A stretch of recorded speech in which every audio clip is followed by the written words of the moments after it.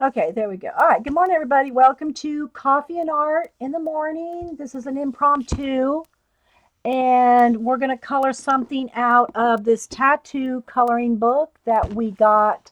I say we because Darcy Glam and she was here last night. We did a 3 hour stream, and we had gone to the bookstore, and this is the one we bought. We each bought this one, and we colored in it last night. So anyway, today is one of our friends' birthday. Her name is Martha. Martha loves the skulls and the sugar skulls and Day of the Dead stuff. Frida and oh, let me show you while I'm here. Let me show you this. I have it. Keep it hanging on my wall. This is one of the things that Miss Martha made me and sent it to me. It's a Frida spoon. It's a spoon that she's painted. There's her signature and embellished, wire wrapped, beaded. That's the hanger right there. So let me kind of take you through it. And I know my light's going to be different on each thing. But this is what Miss Martha, there's a little skull right there, a little skelly there. And then this is all hand painted by Martha. It's a little, there we go. So Martha makes these. And this is one she gifted me. There's a little bird right there. Isn't it gorgeous? Yes, we streamed last night, Vicky. It's recorded. Me and Darcy Glam came over. So this is made by Miss Martha. You can see it's a large spoon. There you can see the size of it right there.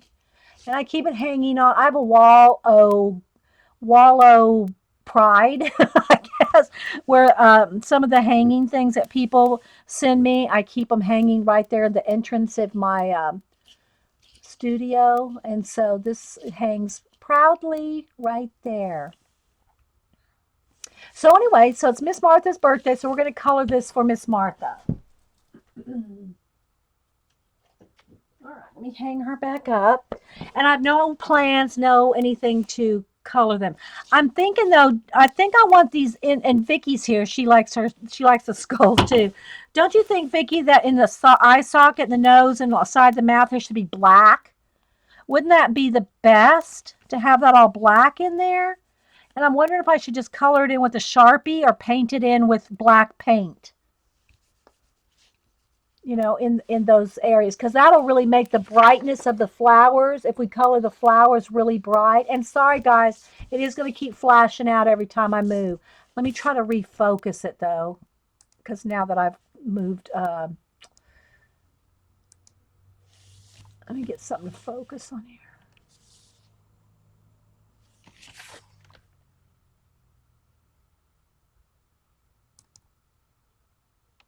Hopefully that's better. I don't know. I'm zoomed in. I think maybe I need to zoom out. Sorry, guys. It just changes every time. I'll zoom out one.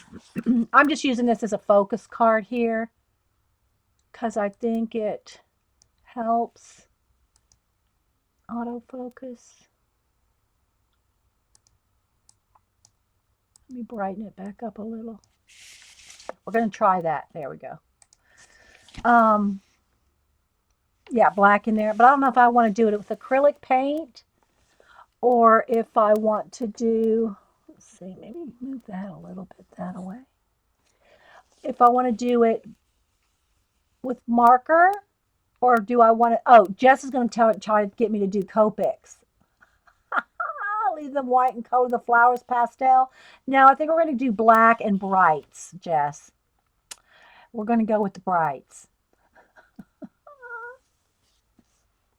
Yeah, and so yeah, some sugar skulls have daisies in the eye sockets. That's true.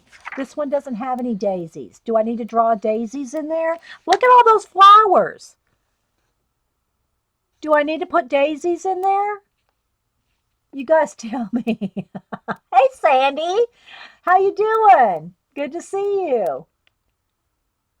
Has teardrops for eyes. Okay, I guess they're all different then, right?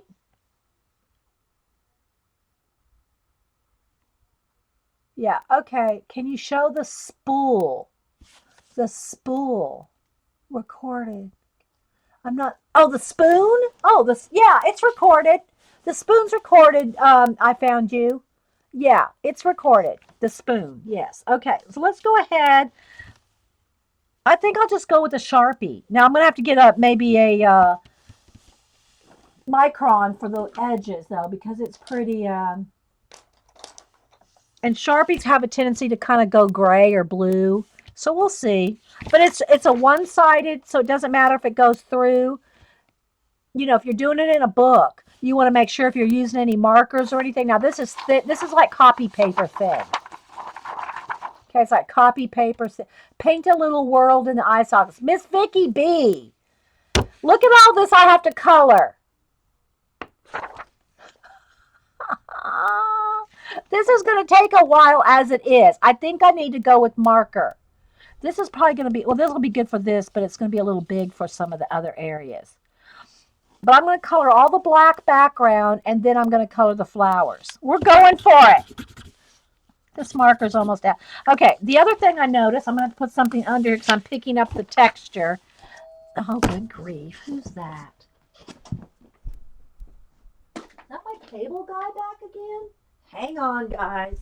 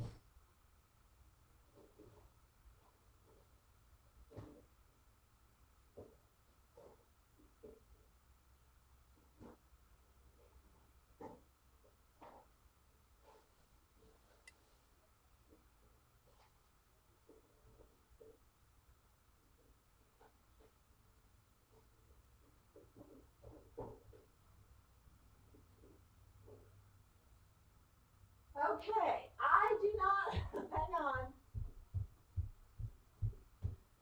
All right, it was FedEx delivering an Amazon Prime box. And I don't know if y'all saw that thing on Facebook. And I don't, I know I didn't order anything, but let me say, I saw this thing on Facebook. It said, "Don't drink and prime." I think it was Mel. And it showed a picture of someone's front porch piled up with Amazon boxes. And the caption was, "Don't drink and prime." Somebody just sent me, and I don't see an address. It's Eileen. I just saw this. Eileen. ETEE. It's a gift from Eileen. Look what that girl did. Eileen. Oh my gosh, Eileen. We were just talking about these and that they're too expensive for me to try. So, Eileen. Oh my gosh. Let's bust them open, people. We're using them. Thank you so much. Try the white. Sandy, don't open it. It's sticking. Oh my God. Eileen, I've never even seen one in person. I've never touched one. We got to pet it for a minute. Oh my gosh. They just delivered it right in the middle of a stream. How perfect is that, Eileen? So Eileen is my enabler elf. In this case, she's going to enable me. She started me off with 20. Oh my gosh. Jess is going to make me buy Copics. Oh, let's pet for a minute. Wait a minute. We got to pet it for a minute. Well, I'm not going to lick them, Sandy. Sandy. You have no idea how hard it was not to say anything while I was talking about them. Yeah, because before I hit record, guys, I was talking about the kind of pencils I use, the 3 different brands I've tried. Well, 3 major brands I've tried. And we're talking about the Caran d'Ache ones, the Luminance, that Kathy Cass swears by. But they're like $5 or $6 a pencil. And so I said, I've just never seen them in my local stores, my Blick or anything. So Eileen, Eileen, pet it, smell it, listen to the angels singing. Yes, I hear them. Don't make me try to make an angel singing sound, Vicky. You'll run from the room, Miss Vicky B. Well, wait for it, guys. We're going to enjoy the moment. But anyway, so let me ask you, Eileen, were you drinking? Did you drink in Prime? Eileen. Okay, so I'm going to keep my little thing in my little gift from Eileen. I'm going to put that in my journal. My non-dated journal, Miss Vicky B. My non-dated journal. I don't know if you were here last night. We were talking about journals last night, Vicky B. We're going to enjoy the moment. So just, anyway, we my friend Darcy came over and we did a 3-hour stream last night and we talked about planners. She has her two main planners, is the one that you just reviewed, not the newest video, which I haven't watched. I just saw you put a new one up, Vicky B. But the other one with is it called Happy Planner? Oh my gosh. I think Darcy is engaged to that planner. I think they have exchanged rings. I think they are engaged in that planner. Okay, so let's open it. It says Luminance 69. Ooh, the box is padded. I can feel it underneath. Oh my gosh. We're going to do a full review. We're going to do a whole review of this. Yeah, we haven't even started the skull yet. Look, it's a padded. They live in this house. They live in a padded house. They have a special house. I know she does too, Vicky. You have to go when you get time to try to just scan through it, scan through that video. Hang on, we're sniffing now. It has its own scent. It doesn't smell like a new book. It doesn't smell like Crayolas. It has its own scent. I don't know, Eileen. Okay, so here we go. Permanent pencils with a smooth lead, exceptional light fastness. Crayons permanent. Oh, I'm going to start reading it in French. Crayon permanente. Spanish. Okay. And they're Swiss made, if y'all don't know that Caran d'Ache. Now, I do have the Neo Color too, the water soluble crayons, which I love. And I'm sure I'm going to love these too. They're just so dang expensive. Eileen. All right, so here we go. They each have their own little nook. They each have their own little pencil groove. Can you see that? They each have their own room. They each have their own room in the house.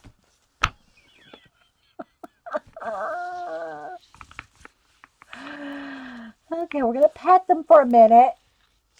Hey, Jan. We're unboxing a set of Caran d'Ache 20 Luminance color pencils sent to me by Eileen, the enabler elf. Little gift. She says, "Hi, Dee Dee. You need to try them." LOL, Eileen. In other words, she's kind of like, how is it Bill Cosby used to say, a junkie dealer? Remember, I've told the joke before. It's a Bill Cosby joke from back in the '60s. Anyway, and so that's what you do. You get you hooked on these things. You get you hooked on a supply. Then you can't find them anymore, or you can't afford them. No, Jess, wait. Everybody says scribble the white one. Scribble with the white one. All right, Jess, we'll pull out the virgin white pencil. It is called Permanent Color LF1. And then it has, I don't know, some other, right? I think it might be, well, there's the number, the code. It's hard to see because it's in light, it's in like a light gold color. Swiss made by Caran d'Ache. And I hope I'm pronouncing that right. We're just going to pet it for a minute, Jess. All right, let's compare. All right, so this is, some black paper here. Well, I can't really tell on that. Let me get it because this isn't padded. It's just one piece of paper on the table. I need more padding. I gotta have some padding.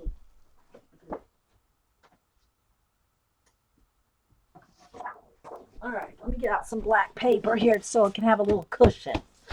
A little cushion. Is the suspense killing you guys? Okay. Ooh. Ah. Ooh. Ah. That's nice. They are bright white too. Now, see, I have to compare how do they feel when they go over dried acrylic paint. That's my next thing. There's only 5 left in stock at Amazon, Eileen. Vicky B just said there's only 5 left in stock at Amazon. Don't drink in Prime. Oh, it's nice. They are smooth. Smooth as silk. And I bet they don't break either, like Prismacolors, right? They're not going to break.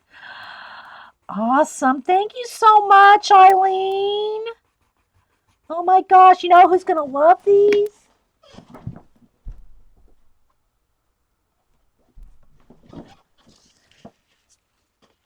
She loves them, Eileen. Look, she's petting them.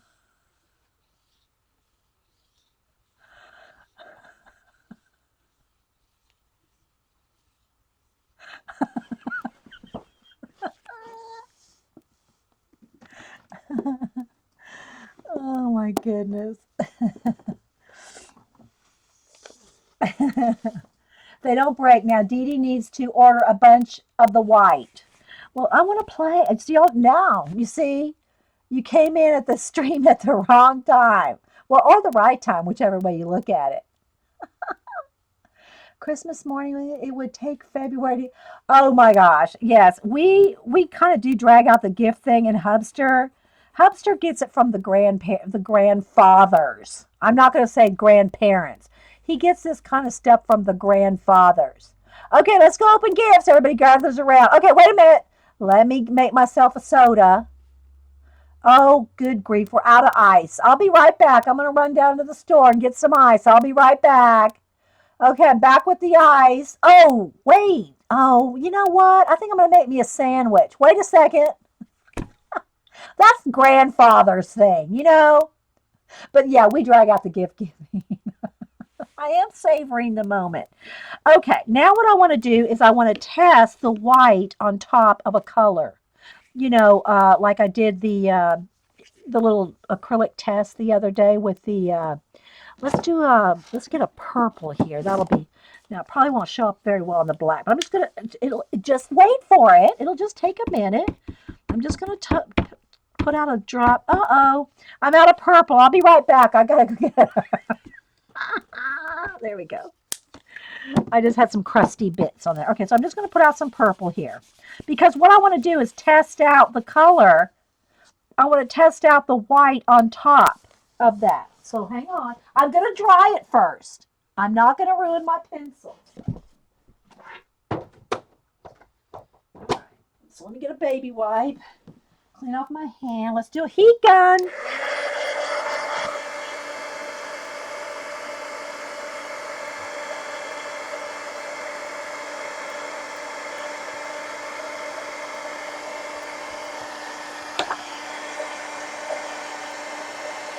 We'll get to the skull in a minute. And yes, we'll be using some of these lovelies. Wait for it. Yep, Sandy. Okay, so I think it's dry. All right, where's my pencil? Oh, here it is.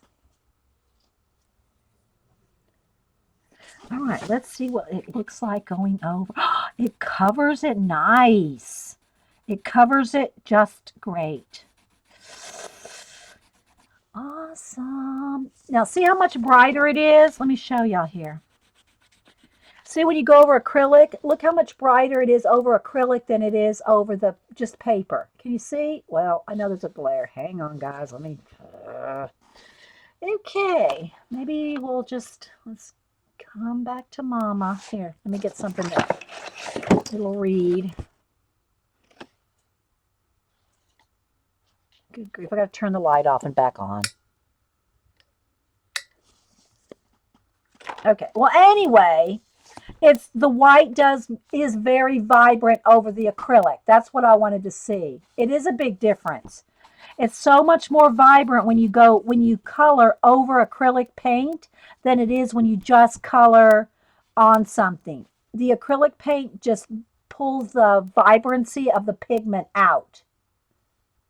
Oh, okay. All right. So here's, well, I don't know that we'll be able to really tell. There's just white on the plain paper, no acrylic. Okay, hang on.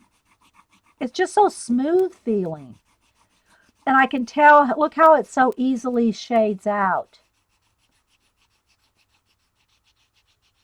See how easily that shades out? Okay, I know it's the, hang on, this is bugging me. Oh.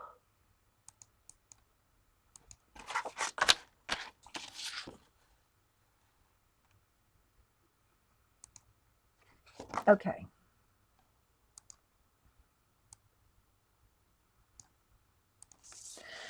Now, let's get the white. Prismacolor. And I can tell that it's, the white doesn't look that much different. This one is a little bit brighter, the Caran d'Ache, but I can tell a difference in the feel.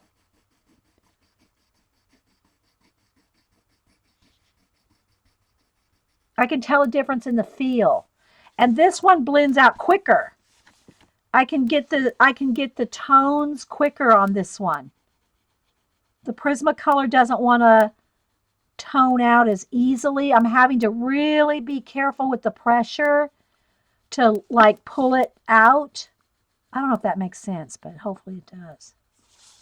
This one, the Caran d'Ache, you could really just tone it. See, can you tell how easily that toned out?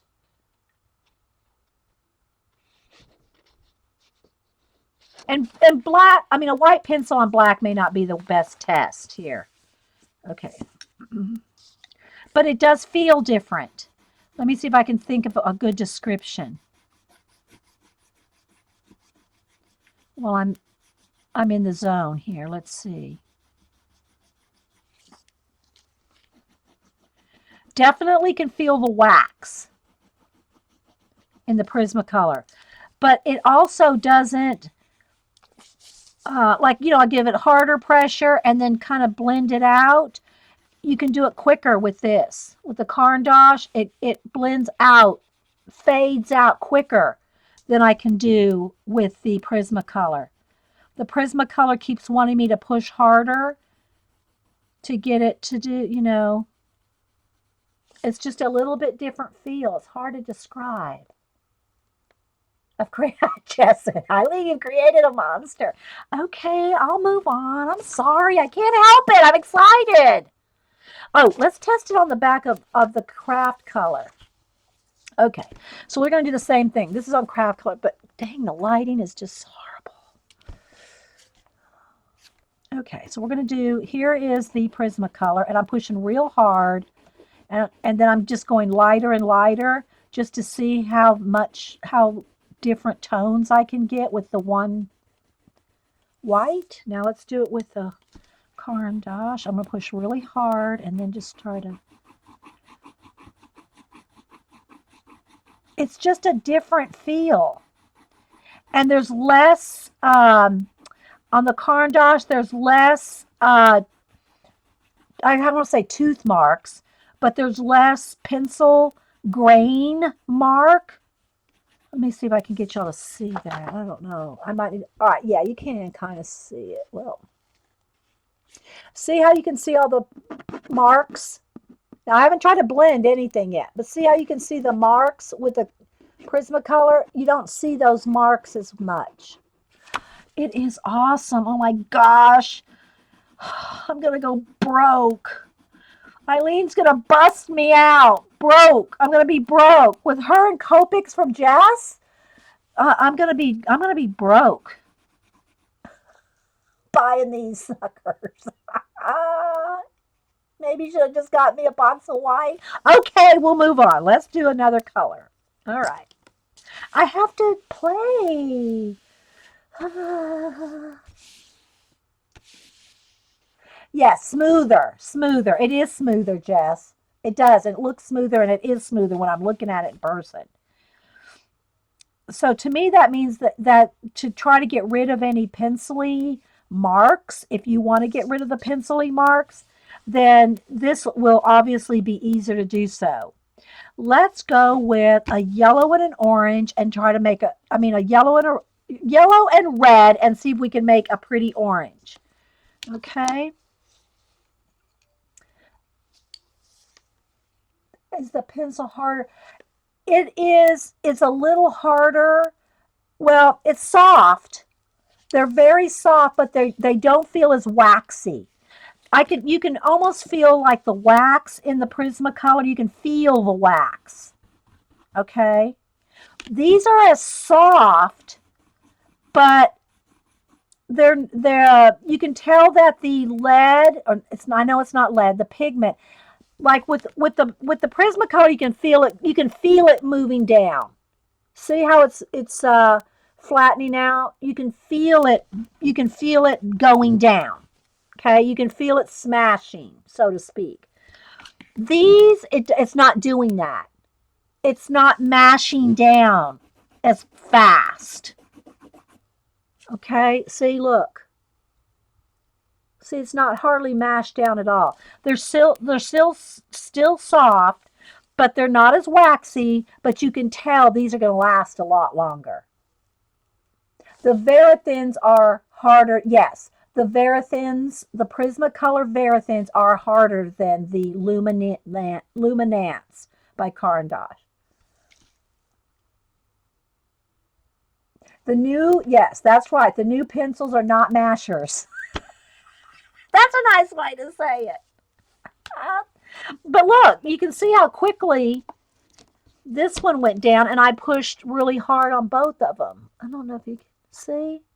They're both sharp.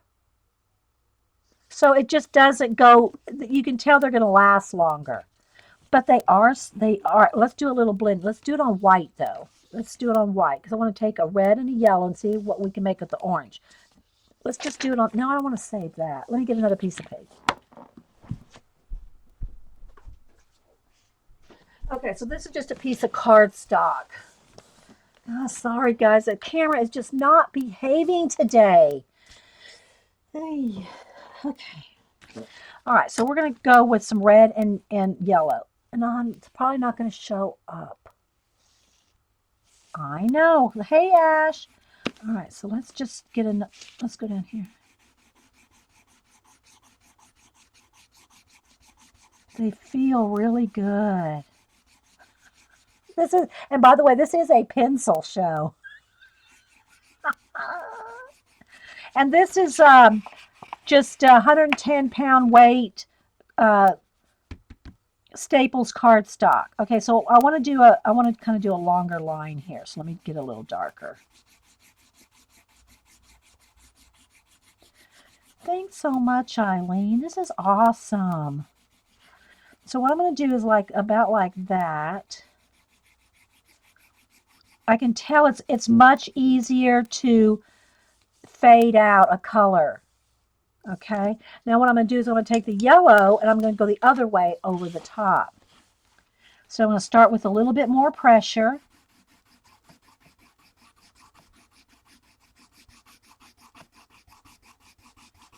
And see how they feel, like how they're blending.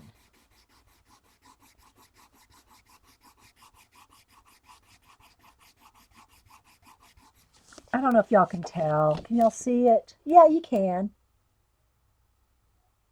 So it made a pretty orange with the yellow and the red. Because see, this is what red looks like when it fades out. This is what yellow looks like when it fades out. And here's where they combine. All right, now let me just do a little bit of, I want to try to do, get a real smooth blend. So I'm going to just take some, let's see what we can do here with a cross hatching and see how I can get any pencil marks out of it, going back and forth and blending.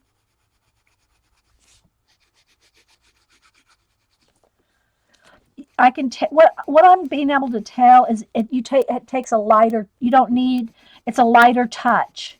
You can do more with a lighter touch. So I'm just going to do a couple of layers here and test the layering out. So are those last 5 boxes sold on Amazon? Don't forget, if y'all go to Amazon and buy these, to use Paula's A-Store code. Where is it? Before everybody goes and buys. There's Paula's A-Store. Journal /038-20.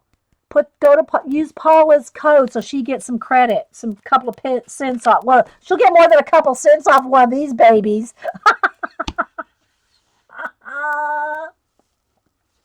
Yes, I will try the colors on the black too. Wait for it, Jess. Let me finish blending out.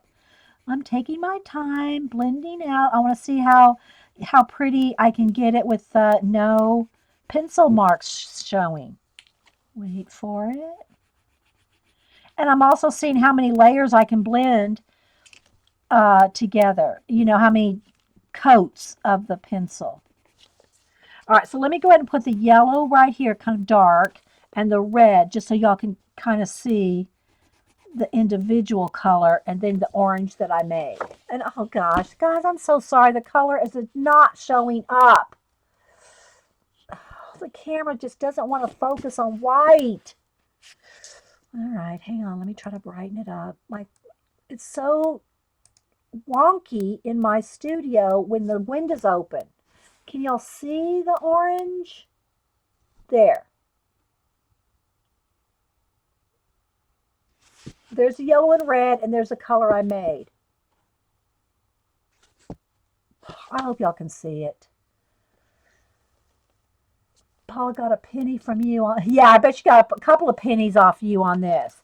Well, then I'm glad. And so, Paula, if you watch this recording, oh, there she is. She's saying thanks, Eileen. So yeah, because I'm sure she got more than 2 cents off of this box. All right, so let's go ahead and do it. I'll do it on the craft and on the black. We got to color our skull for Miss Martha. All right, so let's test it out. Here it is. This is the red. It's kind of a red orange. It's kind of a reddy orange on the black. Here it is on the craft. So you see what a difference it makes? Let me go over it with, I'm going to go over the acrylic paint. All right, so there it is over acrylic. So there's the difference. If you have an underpainting of acrylic, see I have acrylic paint on there, and you go over it with color pencil, can you tell the difference without paint under it and with paint under it? See what acrylic paint does to your pencils, how much it makes them brighter. And here it is on the craft. And then here it is on white.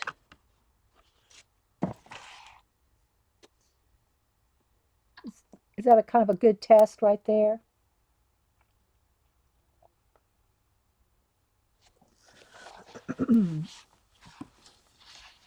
Okay, so I'm going to go run down. No, y'all going to hate. I got to run down and get me some coffee.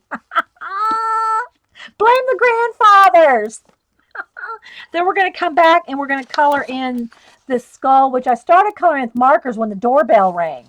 I started coloring the eye with a Sharpie marker, but I do need to get a new Sharpie out. That one I could tell was running out. So let me get a new Sharpie out.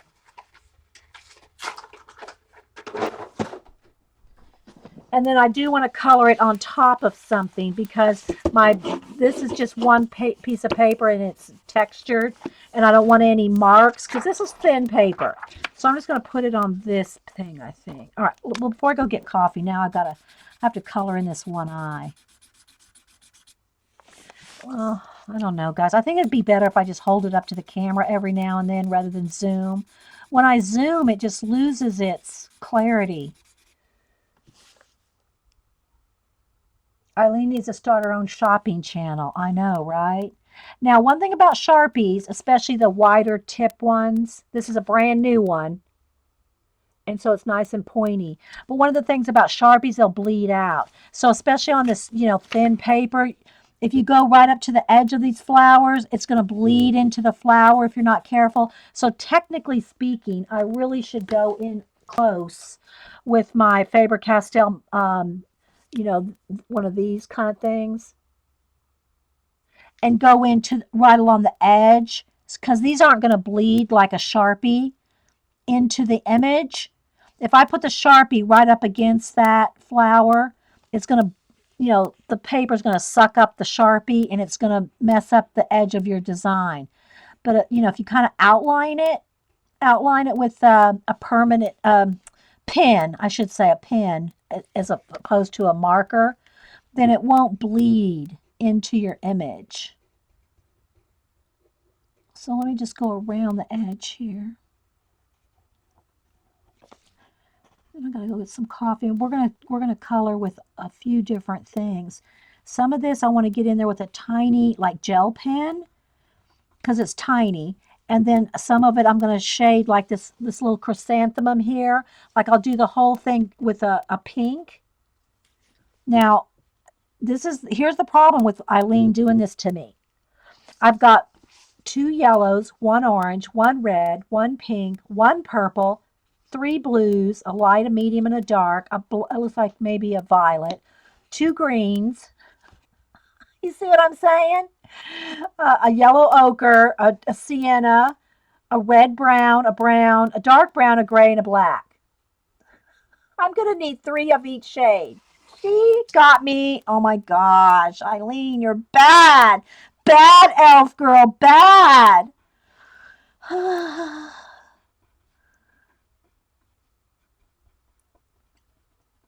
right, let me just go around. I'm just going in all the little crevices and outline it so that the Sharpie doesn't bleed into the image. I can just go right up to the pen line, rather up to the image line. It's going to look awesome when we get this done, guys. I'm telling you, bright, bright flowers with a black background on this skull. And again, it's out of this tattoo book right here. Ultimate Tattoo Coloring Book. I know I need the full range. I know, you're bad, Eileen. Hubster better get the prime shopping out Christmas here. This and Copics, Jess. Y'all are bad girls. Bad girls. Sandy. Sandy's still here? Sandy, you're not the only bad girl. I think she did a BRB. Sandy, you're not the bad girl now. It's Jess and Eileen. Okay, the other thing that I like to tell y'all too is if you are using like a Sharpie, which can leave, again, this is not a Copic, but if your Sharpie, it leaves kind of a blue, it's not perfectly black like a Faber-Castell brush marker or ink right out of the Sumi jar, the Sumi bottle. Then go over this after it's dry. Make sure your marker is 100% dry because it does take a minute for markers to dry too. But after the markers dry, then you go back over the black because I'm not putting an undercoating of acrylic here. Go back over the marker with a black pencil to make it look like velvet, perfectly smooth. So you don't really have to worry too much about the Sharpie lines that it might be leaving if you go coat it again with a coat of black pencil. So it is leaving some lines, but that's okay because I'm going to go over it with color pencil. Now you probably can't see the lines from there. But I'm going to finish this one eye socket. So I'm going to finish this eye socket before I go get me some coffee. Sandy's a good girl. Oh, he said it was Eileen and Jess. And by the way, Sandy, it's good to see you again. I know you got moved and everything. I hope your new house, your new home is working out well. Because I really haven't seen you since before you moved. Sandy's one of our UK gals.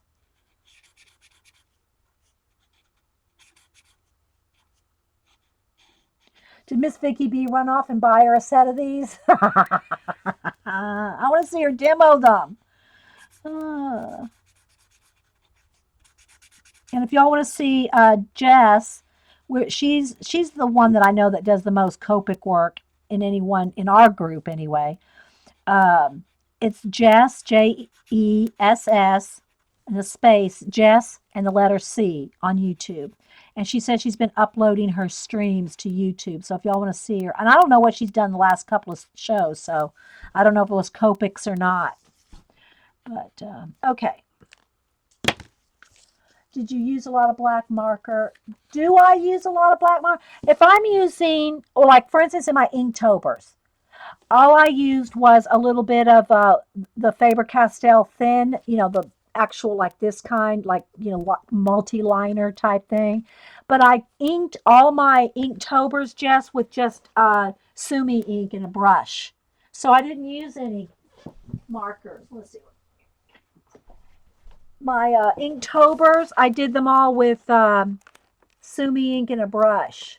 And what I'm doing now with them is I am printing them out on the craft paper or something here, like this one. And all I did was scan them in or copy. I just copied these onto craft paper, and now I'm coloring them with color pencil on the craft paper. Oh, look, the light came back. Oh, anyway, so that's what I'm doing with my Inktober 31 Inktober drawings, is putting them on craft paper and coloring them. That's holding the light well right there. So did I use a lot of marker? Do I use a lot of marker? No. And usually if I'm doing something in color books, it's these tiny little areas here, and I just use like these kind of multi-liner type pens. So, hey, Anita. Anita's getting her studio put together, getting ready to stream. Okay, so I don't know if you can see. Yeah, you can. See how I didn't really worry about getting that fully colored in solid like you could with a Copic? Because I'm going to let it dry, and I'll make sure and hit it with the heat gun first. But then you'll see the difference after I go over it with a color pencil. My new black Caran d'Ache pencil. Okay, let me go get some coffee.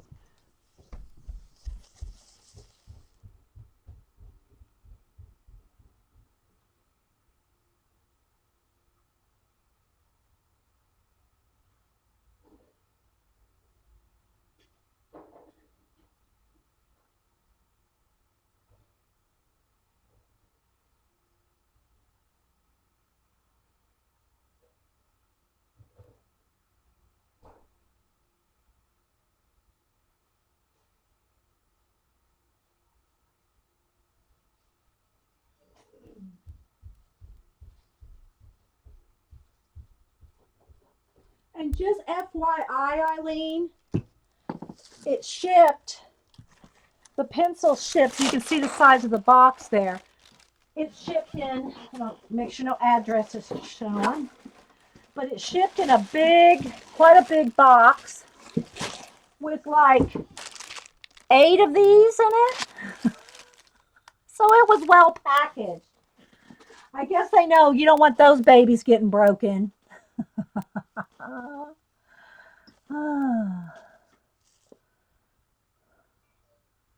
You haven't taken a machine. The box was big, like this big, about that deep, Eileen. It was quite the box. Okay, now I'm going to go ahead, and I think that's pretty dry, but just to make sure, I'm going to hit it with the heat gun real quick. Because, and I'm sure it went right through. Sharpie, Copics, anything alcohol based is going to go right. This is just this book. Great, I just blew all my little shavings, all my pencil shavings all over the desk. Hang on. We'll go. This is just copy paper thin. It's this color book. There's tons and tons of images in it, but it's thin paper. And I'm trying to leave this here because it seems to be focusing the light. Different things work for focusing the light. Okay. All right, so now what I want to do is get my black pencil, take it out of its room. Oh, Miss Anita K. These are Caran d'Ache Luminance, a set of 20, gifted to me from Eileen the Enabler Elf. We've already sniffed them, hugged them, petted them, touched them, stroked them, loved them, tested them, kissed them, licked them. And now we're actually getting to color with them. Yeah. Yes, Copics bleed through the thin paper too. Well, that's why you buy that $80 paper, Jess. So now I'm going to test out the black. And what I want to do is just go over the whole area, and I'll do half so you can see the difference. So I'm going to go over the marker to make it look like velvet. Oh, it feels so nice. It does feel like so smooth. Because they're not waxy like the Prismacolor I use all the time, it has a different feel. They feel different. I can't describe it. They're their own little world. But they seem to work quicker. Eileen, oh my gosh, I'm going to have to go online and get a $600 box of pencils. Ay, ay, ay. All right, so I want to show y'all the difference. And because they're not waxy, there's no wax bloom. Now, I haven't tried a bunch of blending with portrait skin tones or anything yet. And I won't be able to do that very well with this set. That's what Eileen, she knew I'd have to go buy me a portrait set. All right, so there's the difference. Whoops, where's the lid? I have my lid sitting right there. Okay. So there's the difference, which I'm sure there. Look, Sharpie on the right, velvet on the left. See that? Yeah, Kathy's going to be proud. Yeah, because Kathy Cass, swears by these pencils. But they're not cheap, guys. They're not cheap. Just saying. All right, so there we go. Look, there's the difference between the Sharpie and a coat of the Caran d'Ache over it. Right there. Awesome. I know. Well, Kathy's been trying to get me to buy them, and I've never said I shouldn't. It's the price. It's the price. Oh my gosh. All right, let me finish coloring in this. And if you're just joining us, we're coloring this for Miss Martha. Today's her birthday. She already sent her card out. And thank goodness Dana always reminds us on Twitter of whose birthday it is. Because once I send the birthday cards out, I forget. Because I feel like, oh, I've said happy birthday. I sent out the card. And so, yeah, today's Miss Martha. So we're coloring this for Miss Martha, who, like I said earlier, we haven't seen hide nor hair of since she had the grandbaby. Oh, hey, Mac. I have a solution. Just buy Dee Dee's prisms and she'll be replacing them. Yeah, I will. I'll have to replace them slowly because but if I really like them, and I'll keep working with them and see, because I'm liking this. And I think Eileen knew it. Eileen knew it. Kathy knew it. They're like junkie dealers. Okay, so there's that eye color. See how velvety it looks?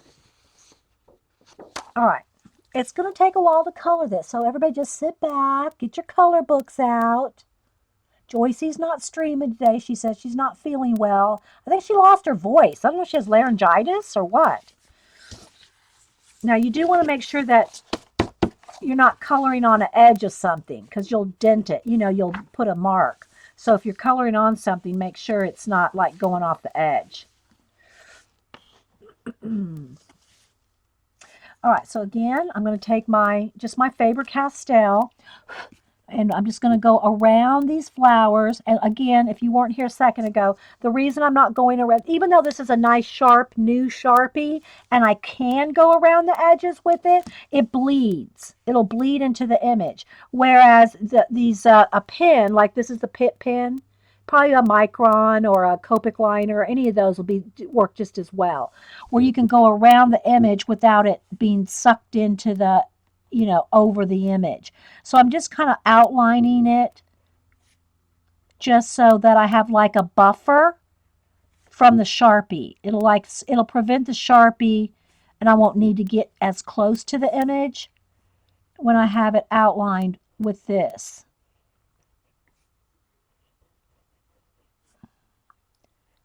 And there's some tiny images and y'all just have to keep holding it up. But if I try to zoom in, guys, I'm losing the clarity and I don't want to do that. I don't want y'all to have to watch a fuzzy coloring page. But I'm going to try to rearrange my room again. I arranged it this way for the purpose of last night when Darcy was here so that we have long tables and you could see both of us at the same time. But I knew I wasn't going to leave this set up like this permanently. But I do want to, because the light situation, but I knew it would work for last night. So I'm just going around the edge. I hope y'all enjoyed that. Darcy had so much fun. She called me when she got home. Oh my gosh, I had so much fun. I love coloring. It was so great. And she just went on and on. So I'm so happy that she had a good time. All right, so see, I just kind of outlined the edge so that and I did color in that one little square right there. But so that way the Sharpie won't bleed. Hey, Jean. Jean. Eileen's bad. Look what she sent me. Look, Jean. Now you know I have to go buy more, right? Okay, so now I'm just going to color in. And again, I don't have to worry so much about the pen marks because I go over it with the pencil. But this helps you don't use up your pencils as quick either. When you have a base coat of a black acrylic paint or a base coat of a black Sharpie, your color pencil can go over the top of it and you're not having to use half a pencil to color in a solid black area. Know what I mean, Vern? Oh, thanks, Carrie. Yeah, I know y'all were hanging out last night and just working along, and Darcy enjoyed it. It was nice that she could get away and have a play day or a play evening over here.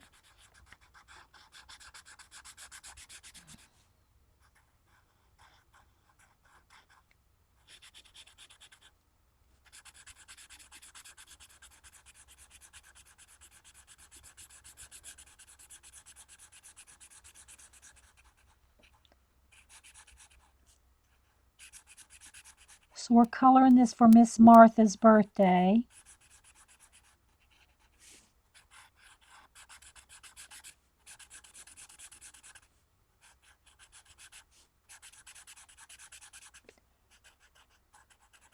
I think what I'll do, I will send her the original, and we've already all said happy birthday to her. But I think what I'll do is I'll post this on Facebook after I get done coloring it. If hopefully we'll get done with it, and then maybe put a happy birthday Martha over it because she'll probably like that. I guess she'd like it.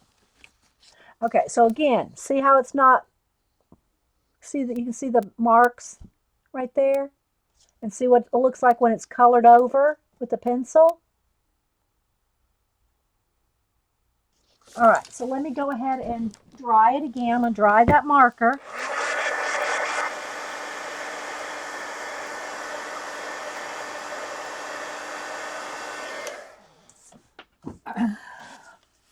And get my new pencil out. Let's take a moment to pet.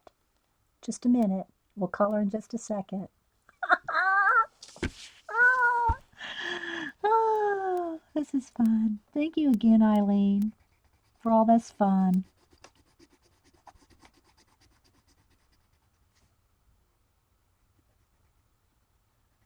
Oh, and I gotta say something else that was fun last night.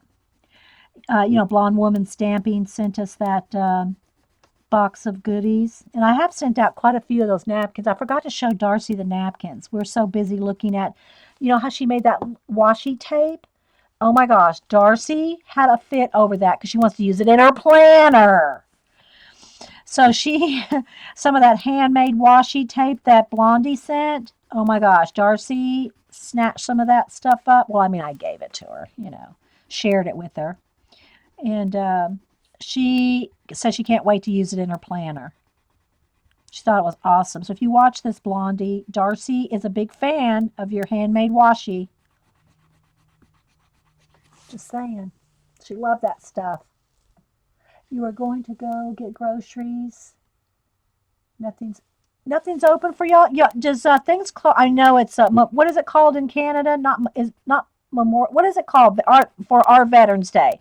It's not Memorial. What is that called in Canada? Remembrance Day. Is it Remembrance Day, Jean? Everything closes on Remembrance Day for y'all.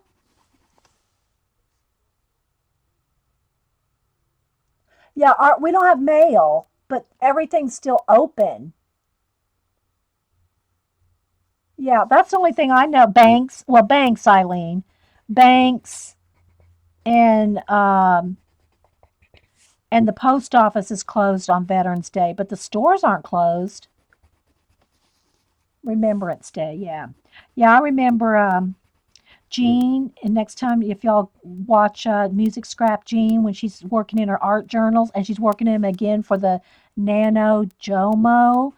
Ask her to show you her last year's Remembrance Day. It's one of my favorite pages of yours, Jean, with the silhouette of the soldier and the flag. I love that page. That's one of my favorite pages you've ever done. Don't know if you knew that, but it is. Okay, so there we go. So we got both eyes. See how velvety? Isn't that awesome? Oh, it depends on the province, Jean. Okay. Yeah, yeah. Banks and mail are closed in the States on Veterans Day. Government offices, yeah. Government offices, Anita. Correct. I don't know about that, Paula. Paula wants to know if UPS was delivering today. Paula's expecting some packages, I think. Paula's probably, I know what it is. Paula, she probably, no, I don't want to say that because it's just a joke I saw on Facebook. Mel posted it. It showed, and I know it wasn't Mel's porch, but it showed somebody's front porch piled high with Amazon Prime boxes, and the caption said, "Don't drink and Prime." I know today's Wednesday. Paula streams tonight. She's got some color books coming in. I know it. Some kind of books. Paula's got some books coming in, or maybe her stencil line. Because Paula, if y'all don't know, Stencil Girl has put out some Journal Artista, Paula Phillips, some new stencils. Put links in there, Paula, too. So Paula's got a new line of stencils out, and I bet she's waiting for her shipment of stencils. Oh, correct. Right, Paula? Did I bust you out? Okay. Now we're going to do the nose and the sides of the mouth here. And then there's all these little areas that need to be black as well. Now, you're probably going to be watching me just do a lot of this for a while. Probably at least the next 30, 40 minutes. So if you're not wanting just to see me color a bunch of black area for a while, then you probably and I say I want to get this done today on Martha's birthday. I might have spoken too soon. I don't know that I can get this done today. But whenever I get it done, I'm going to send it to Martha. And again, if y'all missed Martha's, she does Frida art. And this is one of the spoons that I have from her. It's all beaded. It's wire wrapped. It's got a bead hanger, a little skelly right there. And then this is her own paint. That's Miss Martha's painting right there, Frida. It's got that's a rose, like a not enamel, but what's those called? Resin rose. And then all this hangs down from the spoon. The little bird there. So that's our Miss Martha's art. So you can see how big that is. So anyway, It's Miss Martha's birthday. So she loves the Day of the Dead skulls and all that. Oh,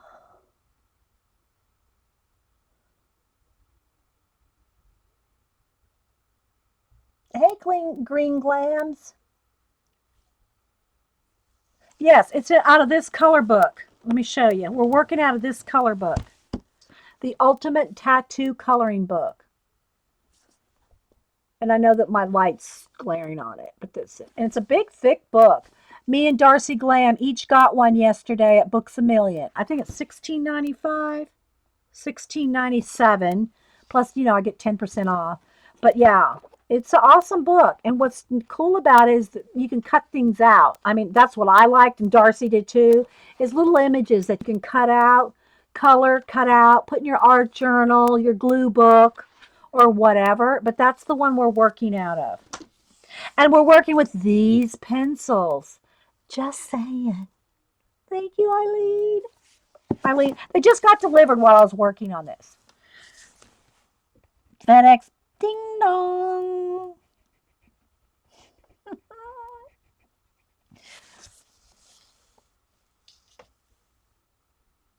Cracks open, the color soft, the color.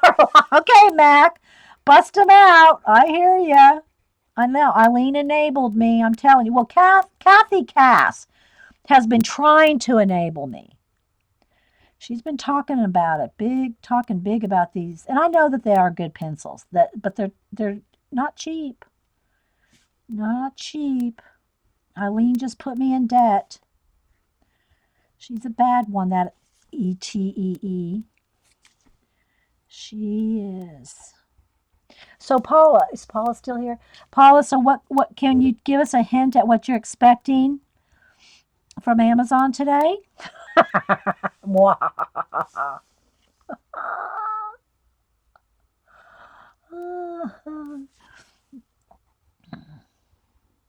read a biography. Oh, well, I've read a few biographies on Georgia O'Keeffe, but it's probably been 20, 25 years. So I've probably forgotten most of it. But yeah, Anita. And the photographer that she was her, I don't know, did they ever get married? I don't remember. Okay, so there we go. Let me color in with the Sharpie again.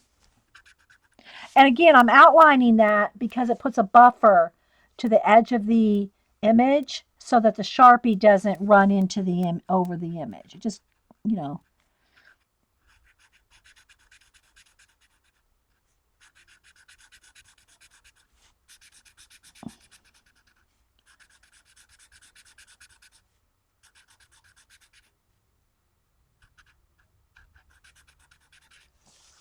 Doodlers Anonymous had a few. Oh, you got the Doodlers Anonymous? Oh, you're gonna love it. Make sure you hashtag them. They have a big community, Paula. So make sure you hashtag the Doodlers Anonymous in Instagram and Twitter and everywhere.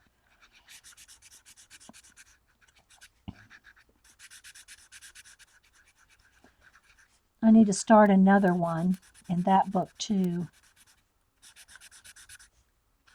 And Darcy did do a little test on my uh, Animalia color book where I've like did a wash of acrylic paint over the whole animal, and then you go back in with a color pencil and shade it out. She could tell. She goes, "Oh, it does. It gives it a tooth. It gives it a tooth on with the acrylic wash on it." And said she really could tell a difference using her color pencils on top of acrylic paint. Okay, let me dry that. Hey, Trina.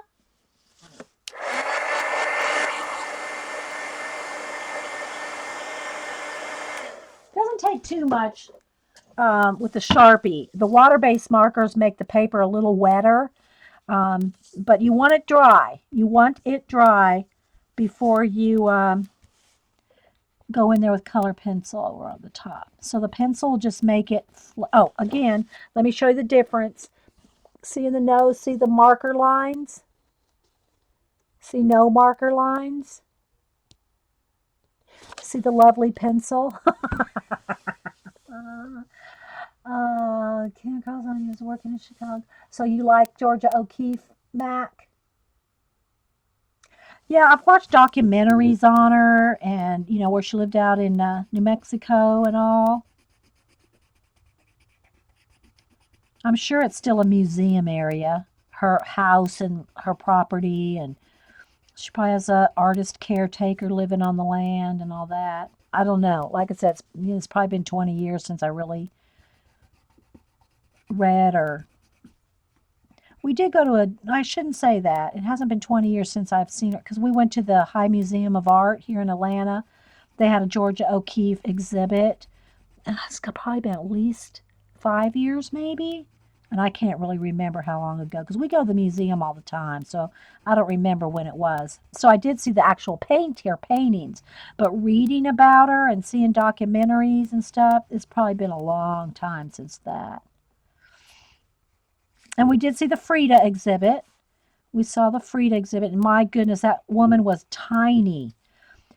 They had one of her rib casts there. That she had the cast that she wore because if y'all don't know, she's had many different health issues. But her the cast is literally about this big. She must not have been bigger than Boo is now. She was tiny. I don't know how tall she was, but structurally, I mean, she had to be a very tiny, tiny woman. You see her clothes and her cast, the plaster cast that she wore. Oh my goodness, she was little, little.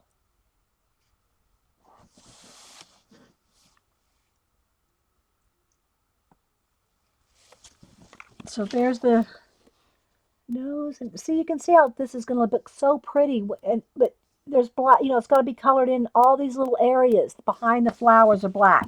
I'll probably do the bulk of that with just let me see, let me do a couple little areas here, just with the little Faber-Castell pit pen. I'll just go in there because it's nice and sharp and dark, and I can just get in there in those tiny little areas. Let me just do a little bit right here just so you can kind of see how dramatic it's going to look when we get it all colored in. Which probably is not going to be all today. I think I spoke too soon when I said I was going to finish this in a day. And I still haven't seen what else Paul. What was it? She got the Doodlers Anonymous, and did she just say some other things? Well, I won't give away her surprise. She's probably going to show it on her stream tonight if it comes in.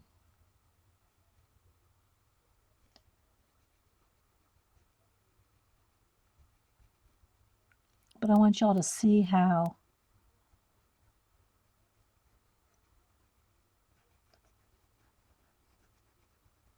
dramatic it's going to look with the black background.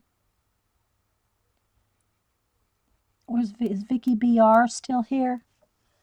Vicky BR likes these kind of skulls too.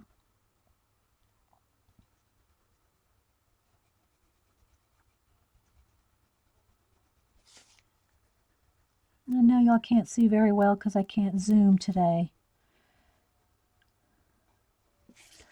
All right, so let's kind of see where it's going. Look at that.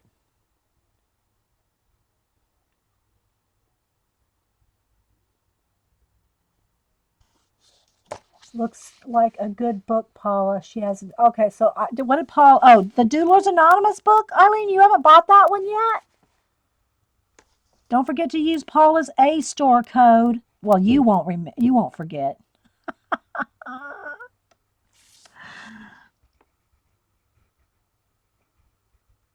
Does everybody want to get out their color books when I'm doing this? I would. It would make me want to get out a color book if I was watching somebody do this. Oh my gosh, I would have a color book out in a flash. In a flash. Martha's going to love this. I just know she will. And I'll have it be from all of us. Like I said, I already sent her out a birthday card.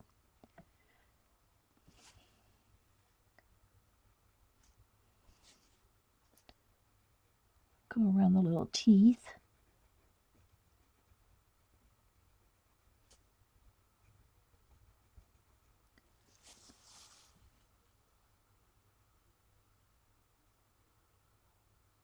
You bought a second book, the same book, Paul? Oh, I missed something. Did you accidentally buy a same book? The color theory one. You're coloring with your polychromes. Yay, Paula.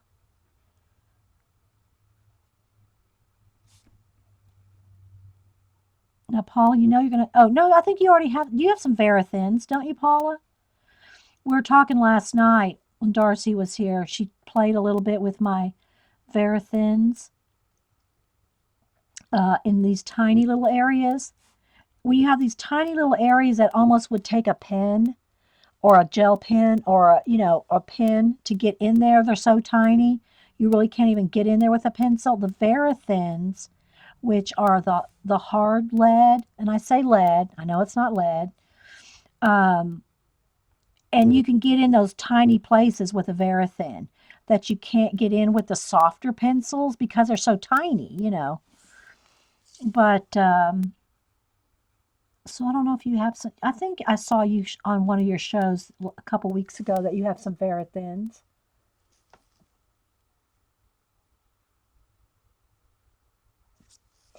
I saw well, Paula did just, well, I can't show you on my phone. It'll flash out my camera. I was going to show the picture Paula tweeted out yesterday. It looks awesome. She's showing it in some stages. Okay, so now I need to go around because there's a kind of a big area right here where I'm going to use the Sharpie. So let me just kind of outline the flowers.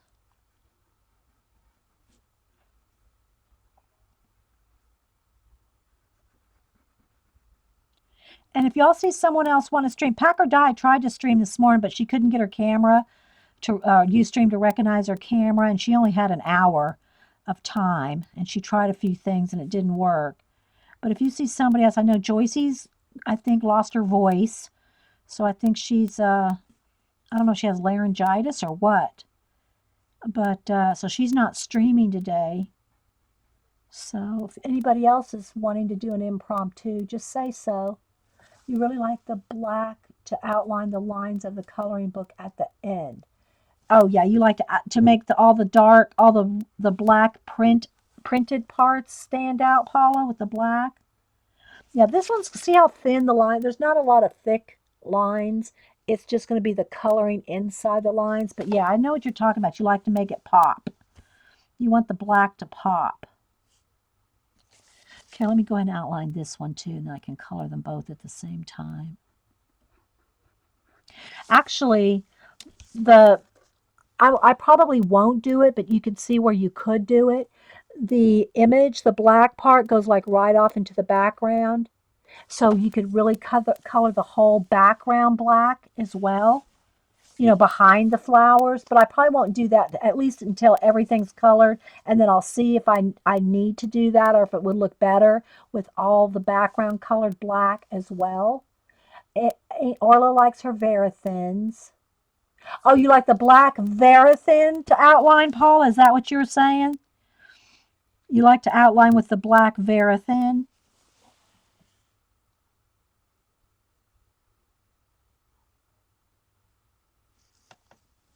Bye, Mac.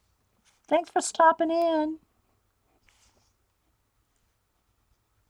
And if you're watching this recording, it's a live show with live people. So I'm figured you knew that by now that I'm talking with people. But if you're watching the recording and you want to come over on Ustream, there's always a link in my description box directly to my channel. And if you follow me, and I can't promise, but if you follow me, you should get a notification when I go live. Even though this is, I do impromptus. I think it depends on the browser, maybe even the country, if you get notifications of when streamers go live. I notice that some people that are on like Chrome versus whatever, Firefox or whatever, different people get different notifications. But if you follow, then you should get a notification when I go live, or any of the streamers. If you want to follow Journal Artista, Music Scrap, any of us that stream. Packer Die. Packer Die, I forget the name of her channel, but I think you can find her if you just put in Packer Die on Ustream. Jess, and again, she has another name but I think you could probably find her under Jess C as well. But anyway, I do stream every Monday morning at 9 a.m. Eastern for sure, and then different times during the week, just depending. We all do that. We do impromptus. Although Paula does Wednesday nights, Journal Artista Paula does Wednesday nights and Saturday nights, like about 8:30. She does a pre-chat and then goes live. Well, she's live there, but I mean, she starts recording around 9 or so, and that's Wednesdays and Saturdays. Zandra does a Wednesday about 7:30. I'm just talking the ones that are coming to my mind. Zandra does a show on like Wednesdays at 7:30, and then a Sunday afternoon. And Packer Di does occasionally. She's been trying to do a morning or two a week, but that just depends on her schedules. All right, so now I outlined around the mouth here and right in there, so I've got to color those two larger areas in with a Sharpie. Yeah, okay, so you like to outline with a Verithin because it goes over the lines. Yeah.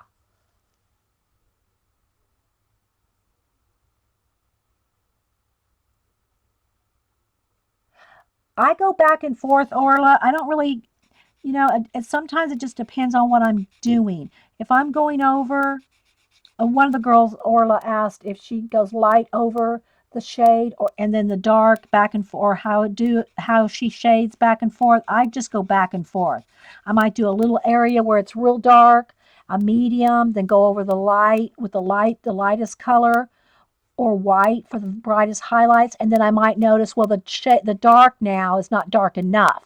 So I'll go back in with more shading and then blend with a mid-tone or two.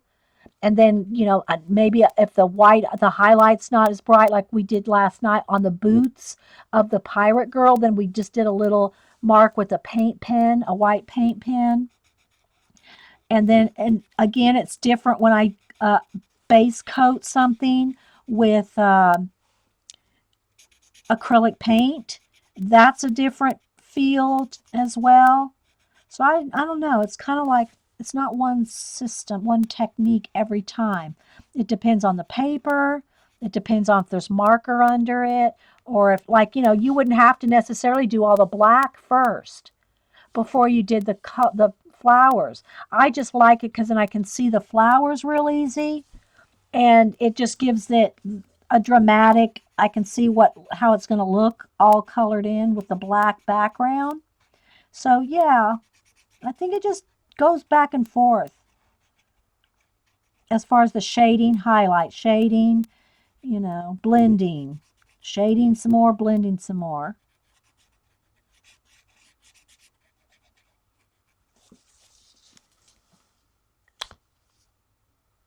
I got a starter set of calligraphy. Oh, you're doing calligraphy. Okay. Yeah, I used to do calligraphy professionally, but I haven't done that since.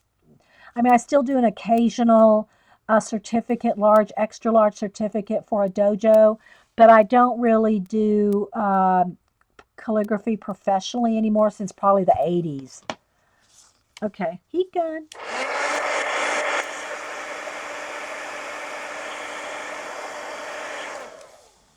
Now I'm going to go over those larger areas. I'm not worried about going over the marker with pencil in these tiny little areas because you don't see marker lines in those tiny little areas. But you do see marker lines in these bigger areas.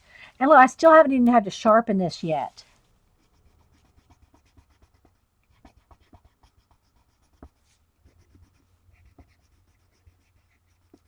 So I hope y'all are doing something along with, like Orla is. Your brother says you're working at being a professional inker. Now, do you like to ink drawings too, Orla? Because, like my Inktober, I did all that with a brush. Well, except for some of the tiny details that I did with the Faber-Castell Pitt pen, the pen. Other than a few details like that, I did those with a brush and Sumi ink. So what kind of ink are you using? And are you using Are you using a brush over your pencil drawings, or are you doing calligraphy like calligraphy lettering, or both? I know, right? The black does make it look awesome already. And that makes it kind of really dramatic, and you're like real excited to do all the flowers. When you see all the black ink areas, just makes it look real dramatic, doesn't it, Anita? All right, so there we go. So you can kind of see. Look awesome. Look at those flowers, though.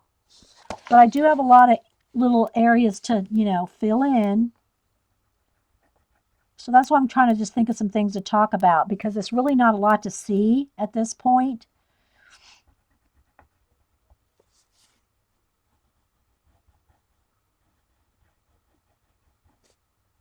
But I'm going to go ahead and get all the black that needs to be around this little pink chrysanthemum, and then we'll do that.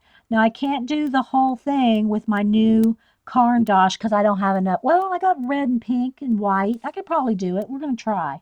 We're going to try to do that with with my new pencils. I was going to say I probably couldn't do the whole thing with my 20 colors, but I could do a lot. Hey, Chaps, how you doing?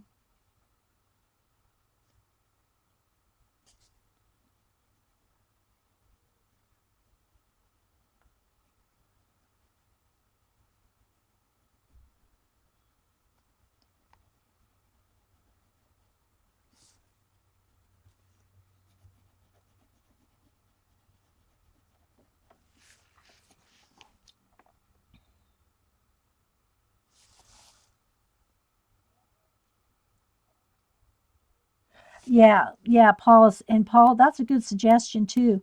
If you take a photograph of your work, and that's whether you're coloring or any kind of artwork, you can really see, like Paula was talking about, areas you missed. But it's also great to see when you do, like for instance, if I do my art cards and I take a picture of my art cards, I can see, oh my gosh, it really needs something on this side. It's unbalanced. You can really tell just by taking, you wouldn't think you could. And seeing it on camera here, now I can't tell little areas I missed because I'm too zoomed out, but looking at it on camera on your screen or on a picture, you really can tell the difference if something's wrong. And it's weird because you think you're looking at the same thing as you're looking at on a photograph, but it does make a difference, doesn't it, Paula?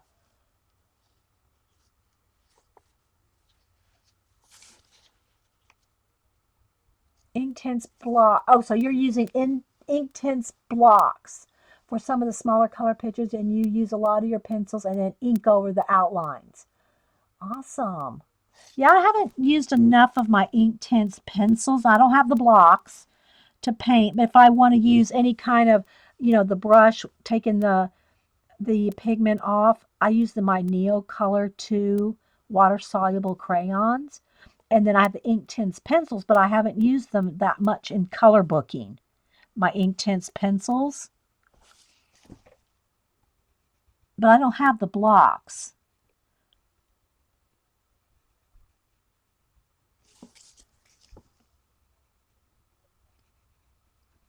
So, what other color books is anybody else got some new color books besides me and Paula? Ah. Yeah, and Jean, because of her vision, says that the perception is different when your eyes see it. I mean, even probably more dramatically for you, Jean. You know, probably even more dramatically for you. But it does. It's just weird how you wouldn't think that it would. Okay, so again, technically this skull would probably be colored all the way out off the edge, but I think I'll wait till the very end, and when I finish it all, if I think it needs to be, then what I'll do is I'll go around all the outside edge with the pen to buffer it, and then I'll probably use acrylic paint, black acrylic paint, to paint all the around the skull at the end if I think I want it all black around the outside edge. Harry, oh, the Harry Potter. You got, see, that, I guess you heard the story last night, some of y'all. We went to the bookstore last night when we got the tattoo book, and Darcy also got the Secret Paris, and then at Hobby Lobby, she got the Deco Art Girls. And so Paula got the Harry Potter one. I did remember seeing a picture of it now, Paula. And so anyway, the Harry Potter one is supposed to be in today. They were unboxing the shipment yesterday. We got there probably about late afternoon, three, some four, no, about three, I guess. And they had been unboxing a new shipment since 8 that morning. So they got a huge, huge shipment in at my Books a Million yesterday. And so Darcy was going, well, we can go back there and help unbox. I'm sure the boxes are labeled like color books or something like that. And the guy was, he was a young guy, he was giggling, laughing along with us. And I almost accused Darcy with flirting with him, but anyway. So, but anyway, so she, we'll go back there and help you unbox everything and all this. But yeah, so the new Harry Potter book should be in today at my Books a Million. I may go get it tonight, today, this afternoon, because I do want to get that one. I've looked at the Outlander and I looked at the Game of Thrones ones, and they're awesome, but I don't know that I'll like. I don't know. Maybe the Outlander one. I don't know. The dragons in the Game of Thrones ones looks cool. But I kind of want to get the Harry Potter one, if nothing else, because Cam would like the Harry Potter one, because he's like a big fan. He's read all the books like probably 3 times. Um, so yeah, I'll have to. I haven't seen the inside except for like a couple of pages that you, Paula, and a couple other color book artists have posted online. The inside of it. So I probably just need to go up and buy it. Yeah, the Lost Ocean, the Time Chamber. I had a couple of people request that I buy and it's called two things. It's called Time Chamber, and it's another one. It's got that little girl, so like a little fairy girl that travels through time, lots of watches and clocks and things. And I just, every time I go to the bookstore, there's something else I'd rather get. And I've been telling myself I'm only going to buy one color book a week. And now I bought that tattoo one yesterday, and I want to go get the Harry Potter one today. Ah. Yeah, that's what it is, Jean. It becomes a two-dimensional flat view when you see it on uh, a photograph or on the screen. Yeah. You passed on the Outlander and Game of Thrones too, Paula? Yeah. I did see you bought the art book. I saw on your stream, Paul. You bought the artist Harry Potter art book, and I did see that at my Books a Million. I think it's like $49 at Books a Million. I'm thinking about getting that for Cameron Christmas. That the Harry Potter artist book. It's like the illustrated version, like a big coffee table size book, and I think it was like $49. So that would be a good Christmas present for Cam.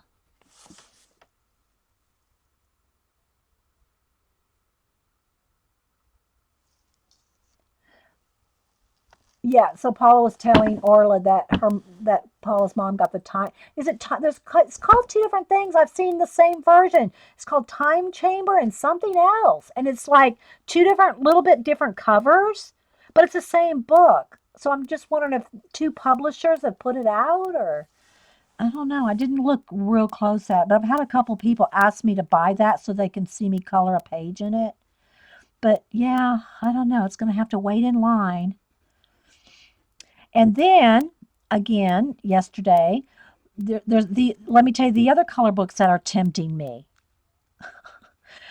The Star Trek one. Now, it's the old Star Trek characters. It's not the new Star Trek. So, the Star Trek color book that Darcy was holding up in that picture that I tweeted yesterday, it's a hardback, and it's kind of like this kind of book. Um, it's like these. It's like these art therapy. It's these hardcover ones. Although this one was 19.99, I think the Star Trek one was like 18 or something. But it's like this hardback one, And it was a Star Trek one, and Darcy was holding it in that picture. But there's the World of Disney, there's Frozen, there's a whole bunch of cool color books out. Oh my gosh.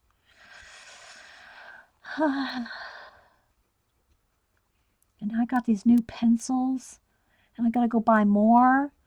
And Jess is tempting me with Copics. Oh my gosh. Cam, my grandson, who loves Copics, and he really started drawing. Well, he's always drawn too, just kind of like I've always drawn. But he started by teaching himself manga.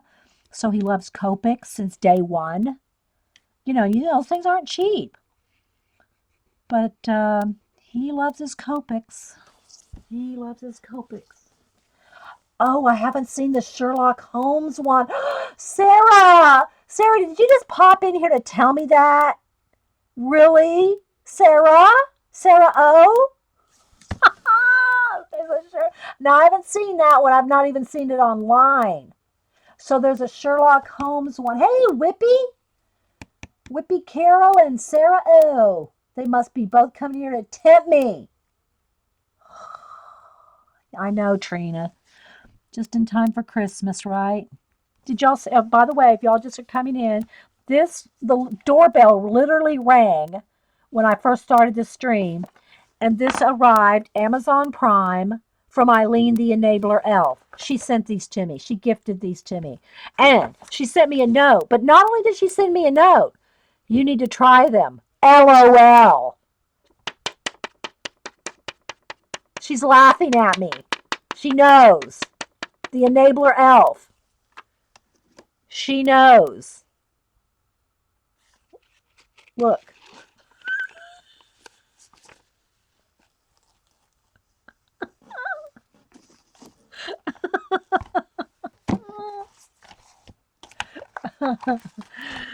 Eileen the Enabler Elf. Ding dong. Okay, Sarah. Good to see you. I'm glad you were able to come in. So I'm coloring all the background. We're coloring this skull, flower skull for Miss Martha for her birthday today. I don't think I'm going to finish it today, but it will go to Miss Martha whenever it's done.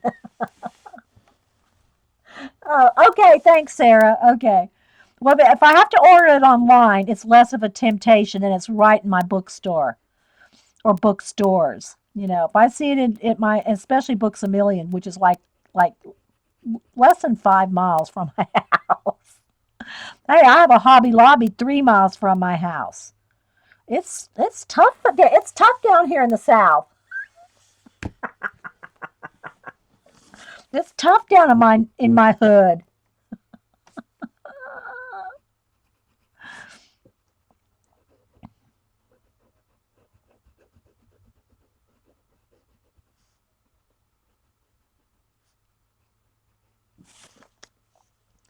Yes, this is a pit pen. Yes, they bleed through. So does the Sharpie. I use the Sharpie to color in the big areas. Then I went over it with the Caran d'Ache black, and it makes it look like velvet. And then with the tiny areas, I'm using the medium point pit pen to get in those little areas. But yes, it all goes through. But I tore this out and I'm sending it to Martha. I tore it out of the book. So if you wanted to leave it in your book, make sure you put a piece of cardstock behind it. And this book, if y'all are just coming in, this is the book I'm coloring out of. The Ultimate Tattoo Coloring Book. And it's one-sided. The images are just one-sided. So, you can tear them out, cut them out. But if you do use markers of any kind, this paper is really thin in that book. It's thin. Like copy paper thin. You found it at Barnes and Noble, Sarah? Oh my gosh, you enablers! Sherlock Holmes is one of my favorites. Let's see, who did I first started? My first real books. Well, when I was in elementary school, I loved biographies about anybody. because I check them out of the school library, when I was in elementary school. I loved biographies. Well, after I exhausted all the biographies, and I don't remember if we went to like the city library after that or how, because we didn't have bookstores back then. I mean, that sounds like I'm 100 years old. We didn't have bookstores back in the day. Um, but if you lived in the suburbs, you didn't have a bookstore in every corner like you can now. Books a Million, Barnes and Noble, Chapters, or whatever ones are still around because everybody buys a lot. Not everybody, but a lot of people buy offline now. So, but when I started being able to pick, other books at the either the library or uh, whatever, when I was probably 12, 11, 12, 13, in that era, I started reading Sherlock Holmes, Ian Fleming's James Bond, and science fiction by like Asimov, Heinlein, the like real science fiction back then. So I read all those. So yeah, so those were my first like heroes, James Bond, Sherlock Holmes, space travelers, Star Trek.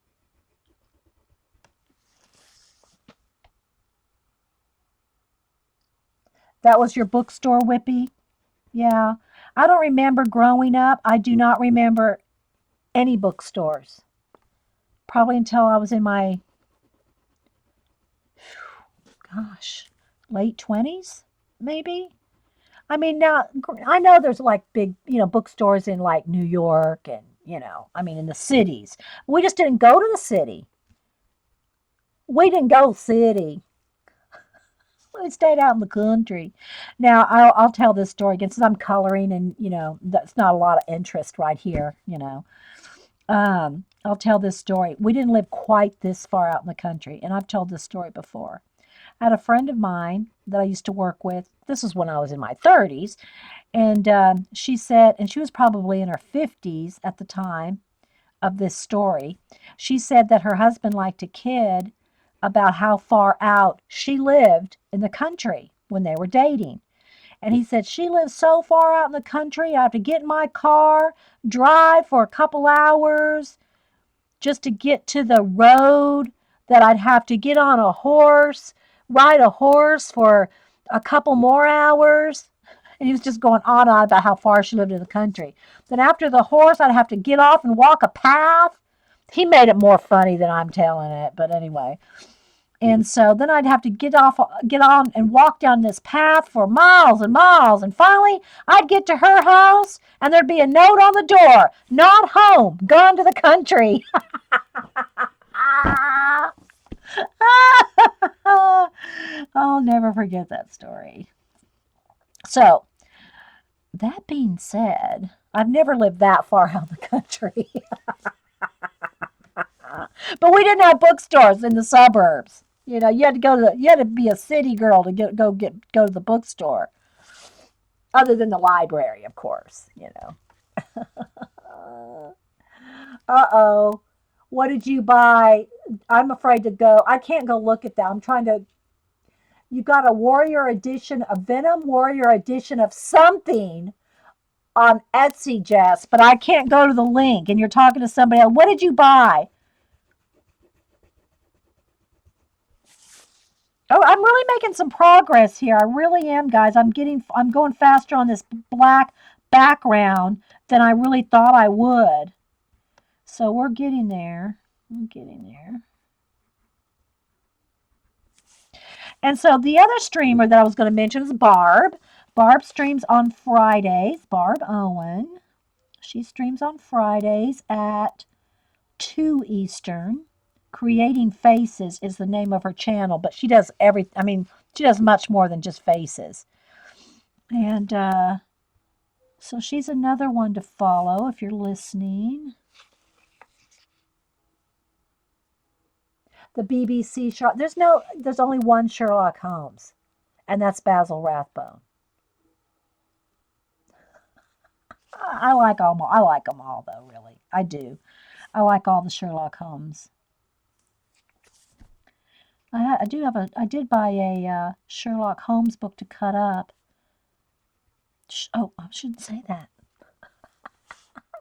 I do. I buy clearance books. I buy clearance books like for $2 and $3 to use in collage, mixed media, in my art journal, like we all do here. Oh, it's a lightsaber. Cool. Are you looking forward to the new movie at the new Star Wars, Jess, when it comes out in December?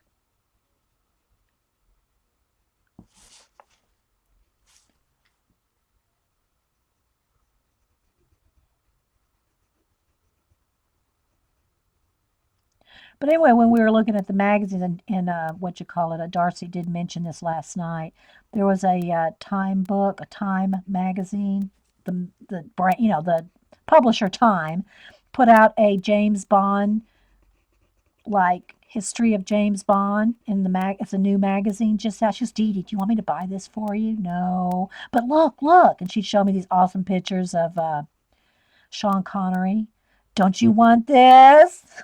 No, Darcy, don't buy it. Don't buy it for me. She wanted to buy it for me.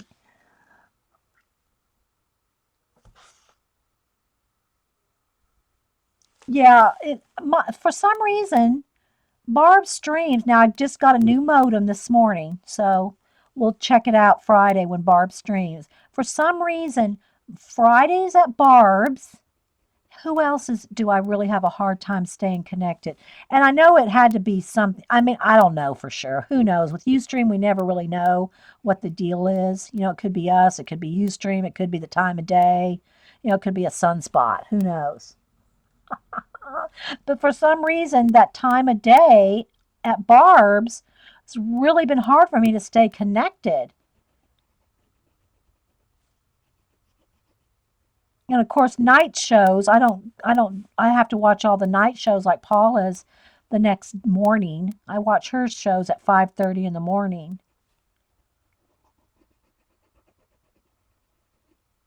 from the night before.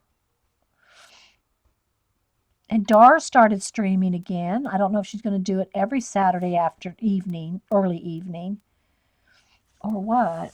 I'm getting there. Look, guys, look how much progress I've made.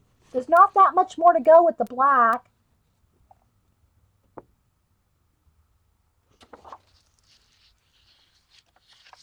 I know, Orla, right?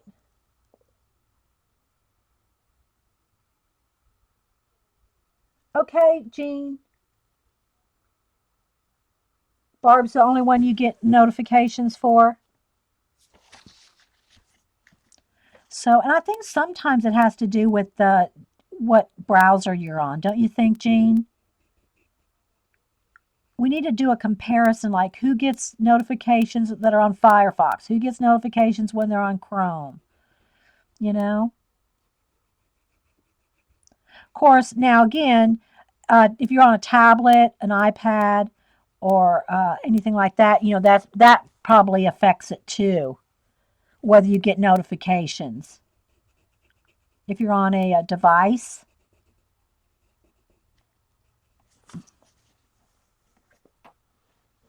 thanks, Jean.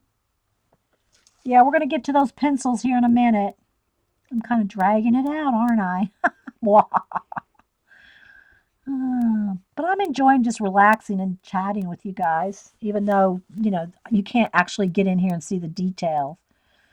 But I'm going to rearrange my room again and work on the lighting. So, for those of y'all that might be interested in the technical part of this, most of us that stream are as far as I know, everyone I know that streams has a Logitech camera, and there's a couple versions. The two newest ones that I know of, unless they've come out with a new one in the last, say, 6 months or so. Gene, I forget which ones. I have to write mine down because I always get yours and mine confused. Mine is the Logitech C930E HD. Now, let me clarify that. We don't have HD quality on Ustream unless you pay to have high quality. So we don't have that clarity that you have if you're just recording something on, without being broadcasting. But anyway, come to find out, there's a lot of good features with the E, the one I just mentioned with the E. And I've looked it up, but one of the drawbacks of it, and it's the best. I don't say it's the best. It was the most expensive one of the Logitech webcams at that time when I bought this one, probably about a year ago. They may have come out with new ones. I don't know. But anyway, one of the drawbacks with this one that I have is, and Anita K, if you're still here, you can. I think I might have already told you this when you were visiting the last week or week before. Anyway, is that it has great zoom. It zooms farther. It zooms 5 in, clicks in. It'll zoom the farthest. It has great widescreen. It's the best for if you use a widescreen, which is what I use on my Ustream. I use the widescreen, not the squished screen. I don't know what you call it, the non-widescreen. But I use the widescreen, so it's best for that. It's got awesome, settings for their color, your brightness, and everything.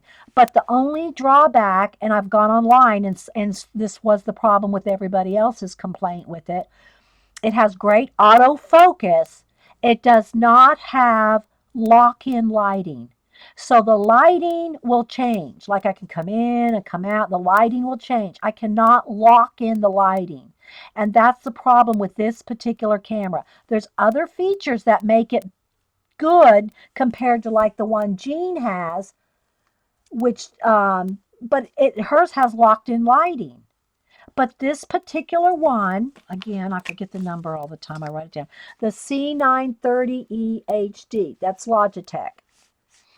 It does not have lock-in lighting. So I can lock in the focus, take the autofocus off and lock in the focus, but that doesn't do me any good when the lighting is fluctuating constantly.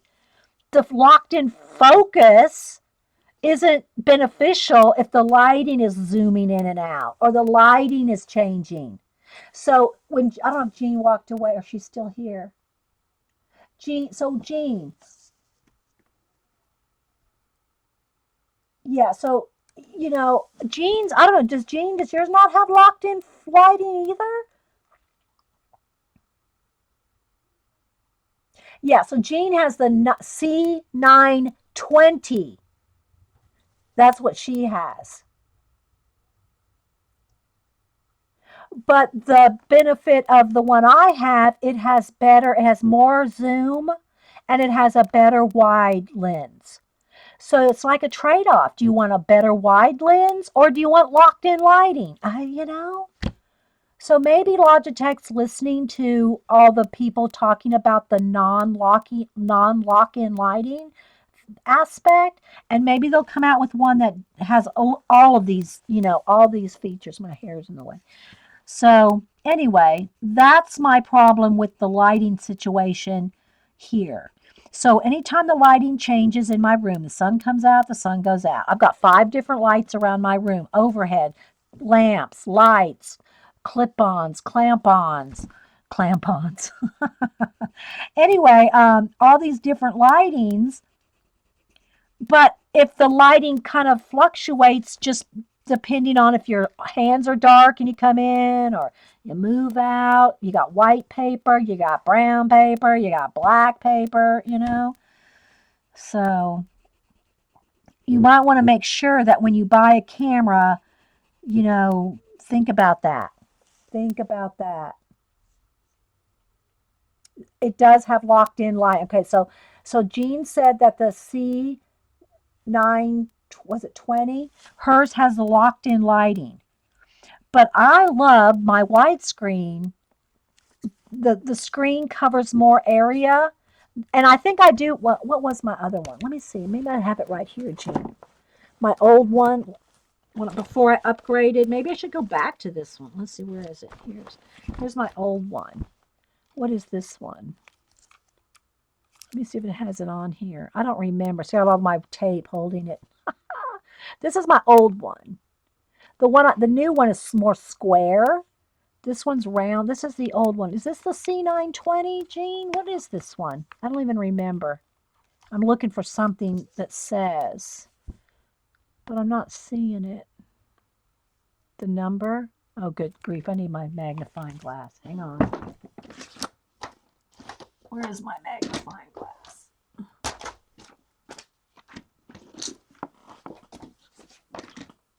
Well, I don't know where my magnifying glass is, so I can't read that to tell you what it is. It's so tiny.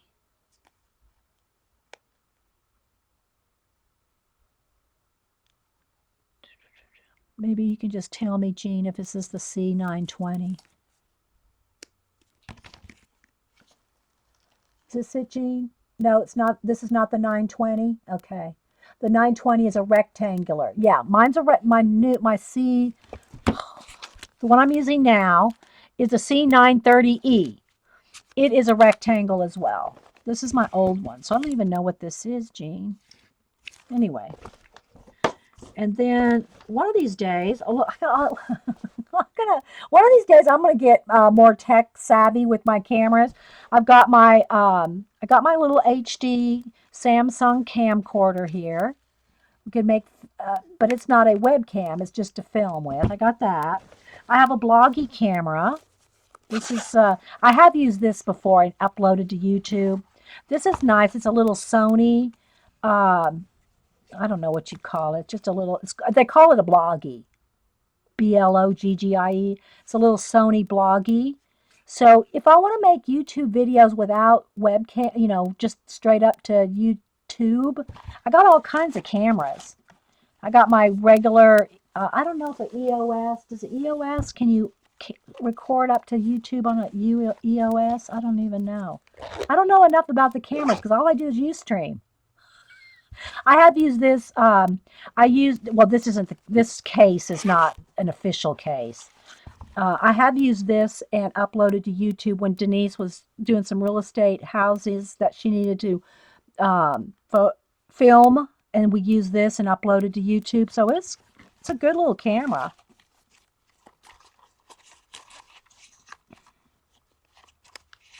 You like the 920?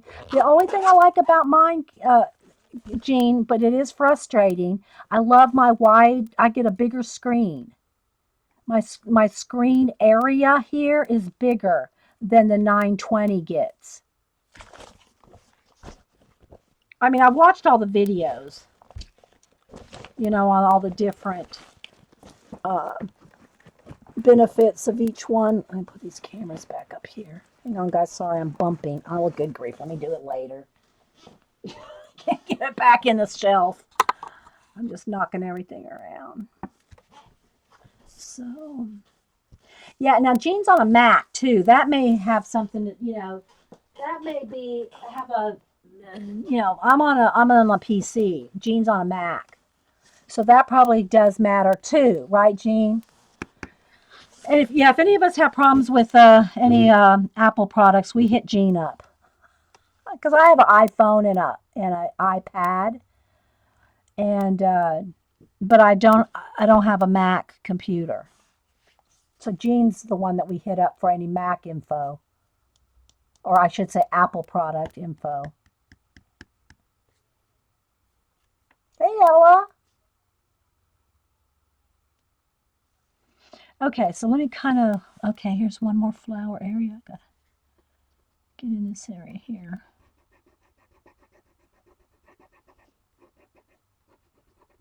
So thanks everybody for just hanging out. Hope y'all are coloring or doing something.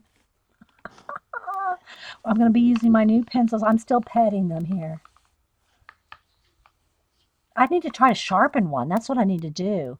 But they're not ready to sharpen. They're not ready to sharpen yet. Okay, let's see. I'm just looking. No. I think this area here needs to be black. This outer edge area. Right along that edge.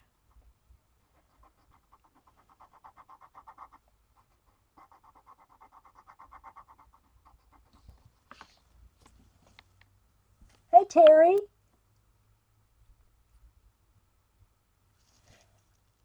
Yeah, and Jean is mentioning that's a good point, Jean. If you are using a Mac and a webcam, you do have to get some apps to do webcam settings.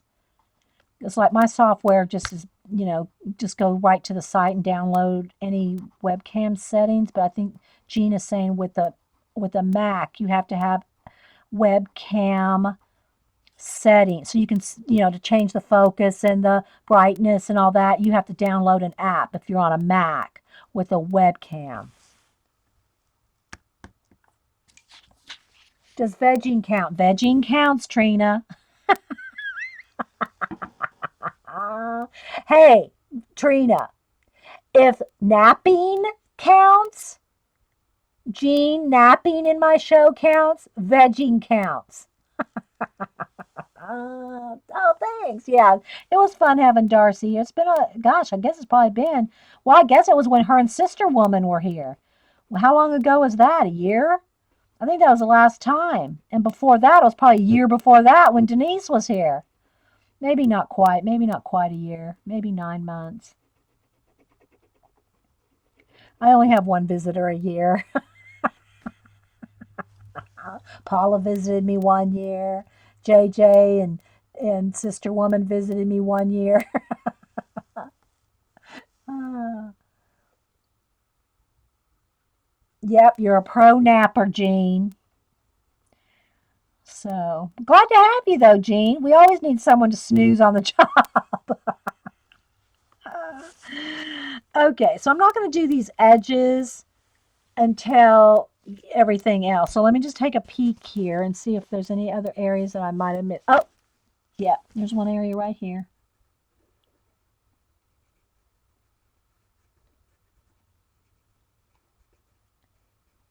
And again, if anybody wants to stream, Joycey apparently I don't know if she has laryngitis or what, but somebody said she lost her voice. She's not streaming today, so Packer Die tried, and she was having problems with her camera recognizing or her compute UStream recognizing her camera.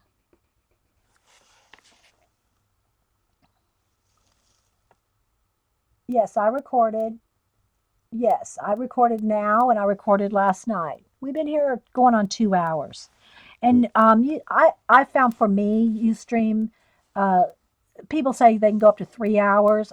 Sometimes it seems like my Ustream stops at 2 hours and 50 minutes before I have to start a new one. And, it's no big deal just to make a part two. But that's about what you got, around 3 hours. Ash has a cold. Well, good grief, girls. You streamers going to have to get healthy. I can't pick up the slack all the time. Yes, I did get a new modem this morning. The guy was really nice, too. Nice young man. Talked to him for a long time. He showed him some of my artwork.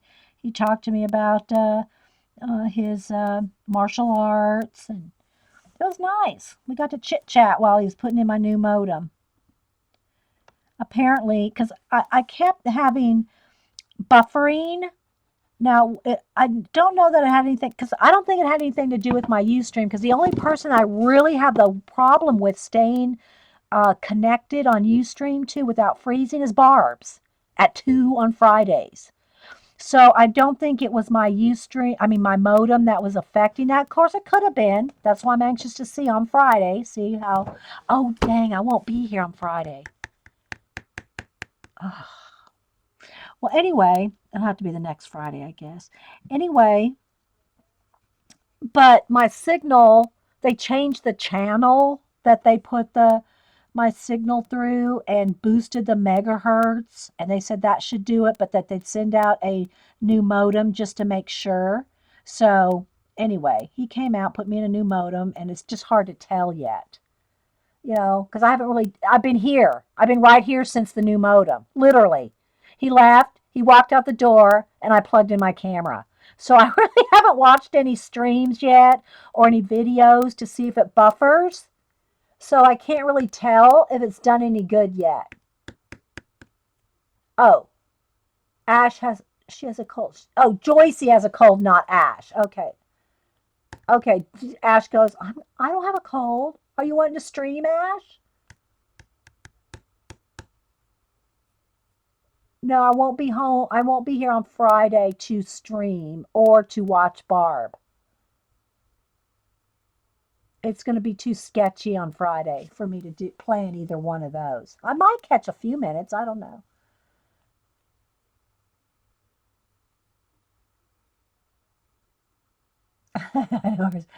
So yeah, Ash goes, no worries. But if I get a cold, uh,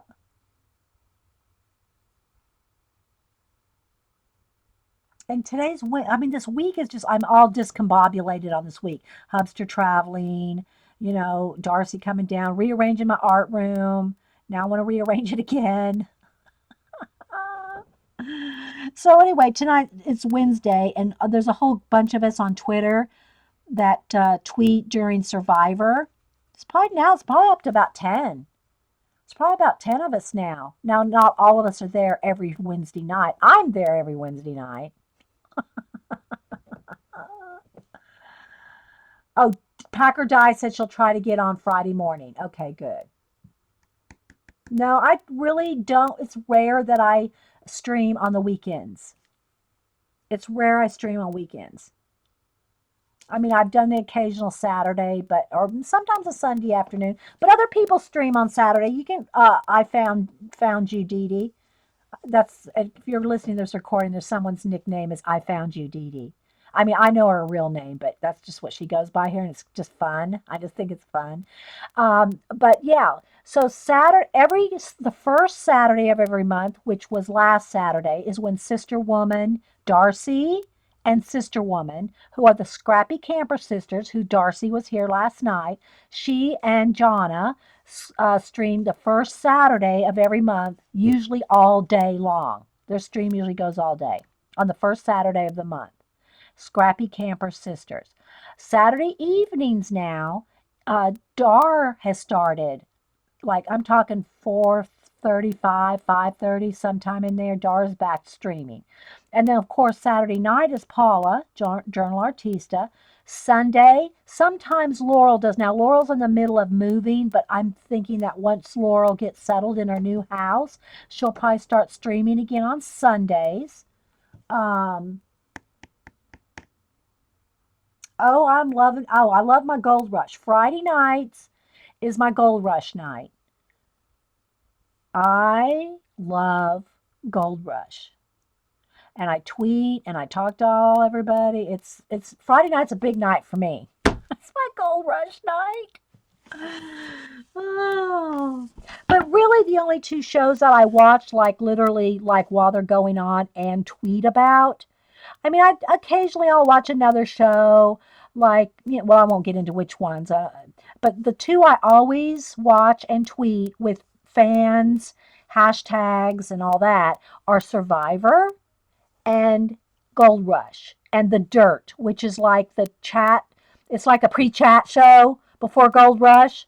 It's called The Dirt. It's like an hour before Gold Rush. And so, where the crews actually are sitting down and talking behind the scenes, kind of thing. Those are the only two shows I really like have to watch live. Everything I watch other shows too, but I DVR them and I don't tweet them live and all that. But those two shows I try, of course, good Lord willing and the creek don't rise, as we say in the South. Um,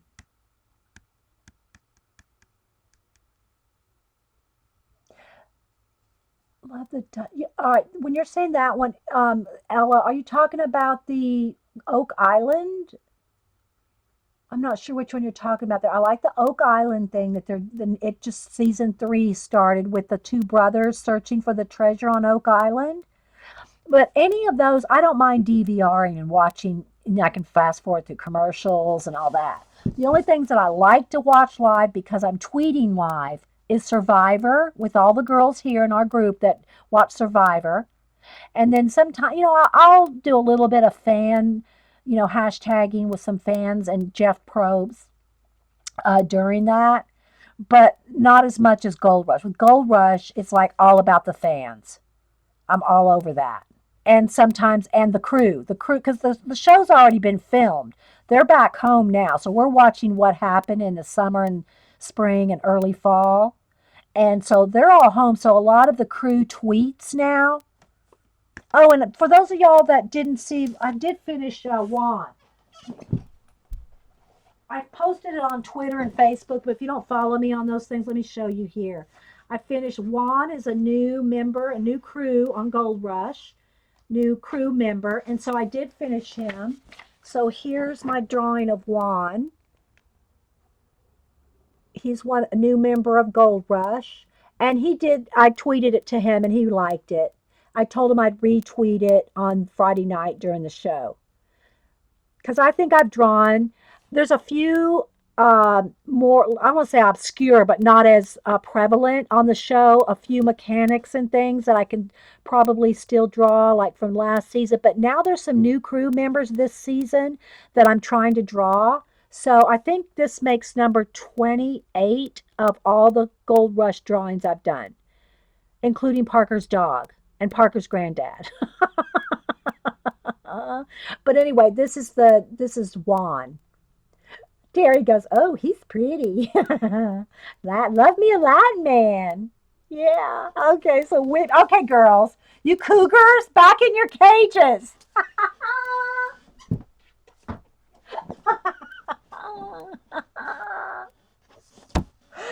Oh, Sarah said it looks like one of her brothers. Oh, thanks, guys. So, Whippy's talking in Spanish. Oh, okay. I can see a couple more little areas right here now that I kind of looked away and looked back. So, anyway.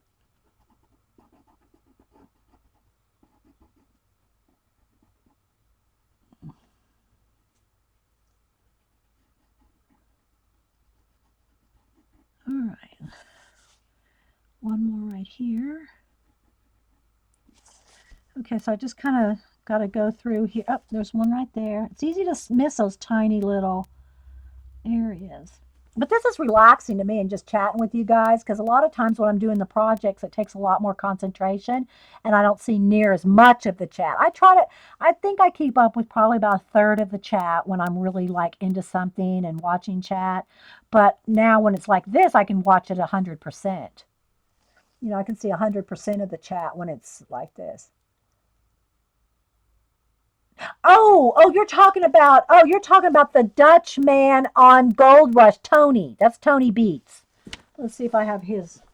I got a picture of him and his daughter. Hang on. It's in my other book though. Hang on. Because my other sketchbook. Now you're getting me off on Gold Rush. Hang on. Tony Beats and his daughter. He's the Dutch guy. When you said Dutchman, I'm thinking the Lost Dutchman's Mine. That's what I was thinking. Oak Island and all that. So there's Tony. There's Tony Beats. And this is on a 12 by 12 paper instead of in the sketchbook because I wanted to put two of them. That's his daughter. And so because I'm putting two faces on, this is a 12 by 12 paper rather than the 9 by 12 where I put just one face. So just so you can see, that's Tony and his daughter right there. Don't make me show them all to you. And then this is the Hoffman crew. This is there's the dad and the son. This is Todd, and that's his dad. So anyway, I won't go through them all. You can see they're all on my Facebook. I have a Facebook album with all my Gold Rush drawings, and it's public, so anybody can go look at it. Okay. He's crusty. I call him crusty, Lynn. Let's put it that way. They have to bleep a lot of Tony's conversation out. He's crusty. But I really, everybody says, are you on the Tony crew? Are you on the Todd crew? Are you on the Parker crew? Who's side, because there's three main crews, okay?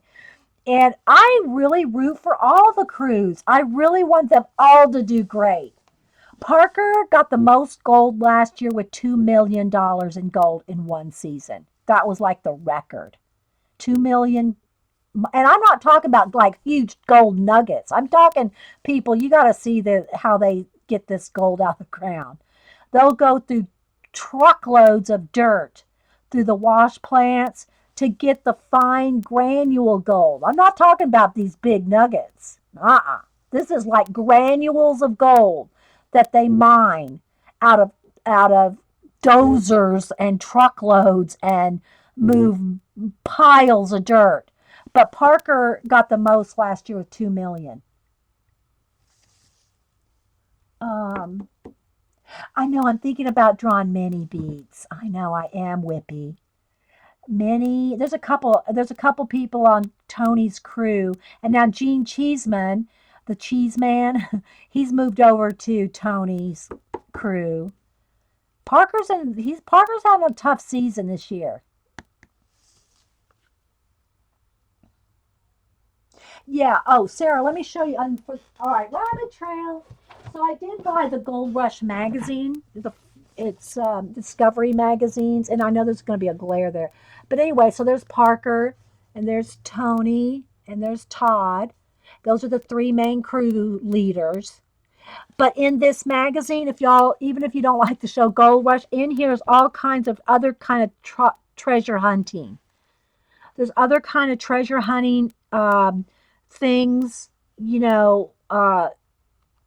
going prospecting. Well, that's on Parker, but they have. It's mostly about Gold Rush, but they have little side, rabbit trails. Like here, different places in the country. Dinosaur bones in Montana, emeralds in North Carolina, diamonds in Arkansas, gold in California. Maine has got gold in Maine as well. And we have a gold. We have a not just north of Denise Dahlonega. They have gold panning up there. One of these days, one of these springs, I'm gonna have to go gold panning in Dahlonega. So anyway, it has, and there's all kinds of magazines out there on treasure hunting, specifically like sapphires in Montana, Key West, Florida, of course, shipwrecks, jade in California. So it's got little mini articles, archaeological things, your supplies for gold panning. It's just a little bit of all kinds of, metal detecting.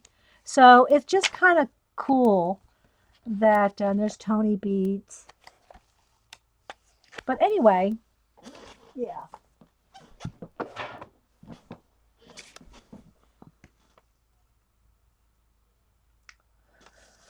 So your daughter, oh, okay. Well, I'm sure some of y'all can hook up with each other. You're moving to Portland. Gonna see if you can find one. Yeah, I got mine at the grocery store, actually, Orla. The Gold Rush magazine. It's out in the bookstores now, but the first place I saw it was at my grocery store in the magazine section. So, yeah. I want to go diamond hunting. Husband wasn't want to go Arkansas. Sarah said she wants to go diamond hunting, but her husband won't go to Arkansas. Oh, okay, let me get back to looking this over real quick. Oh, there's another little spot right there. Hubster and I have gone. We've gone. I wish I would have done more of that cache thing. Like Dar did the cache, going around looking for that. But we've gone like metal detecting. Now my metal detector's probably like really outdated now. But one year, I got to tell you this, we went to Savannah one year. Well, we try to go to Savannah every year, and we have relatives there and everything. And I want to take Darcy to Savannah. Darcy swears if she goes to Savannah, she'll never leave Savannah, and it may be true. But anyway, Denise, this is when she was pregnant. Was she pregnant with Cam or was it Boo? my daughter Denise, and we went metal detecting. It was like, I think they had just had a storm or something, so it's like more apt to find washed up treasure and stuff. So we went metal detecting. I think she was like 6 months pregnant. And so we're on the beach and had our little shovels and we're gonna dig and so we got a good beep on something. So we started digging and digging. We didn't really, we're no experts, you know. We just kept getting a beep, and we just kept digging and digging and we were like 3 feet down. We're practically both sitting in a hole on the beach, starting to fill up with water. And then some like professional metal detectors came by and just looked at us like, those poor girls, bless their hearts. I know they had to be saying, bless their hearts. Because we were sitting like in a 3 foot deep hole. Because we had such a good beat. We never did find anything in that hole. But yeah, Savannah is beautiful, Ella. But anyway, but yeah, humid as can be. Yeah. You like Savannah too, Lynn? Everybody loves Savannah. So anyway, yeah, we me and Denise, just by 6 months pregnant, we're digging to China, you know. Oh my goodness. All right. So, oh, here's one more little area.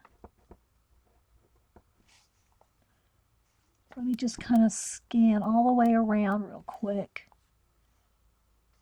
Oh, little area right there. So I know that there was a lot of bless their hearts going on that day for the two of us. I'll tell you.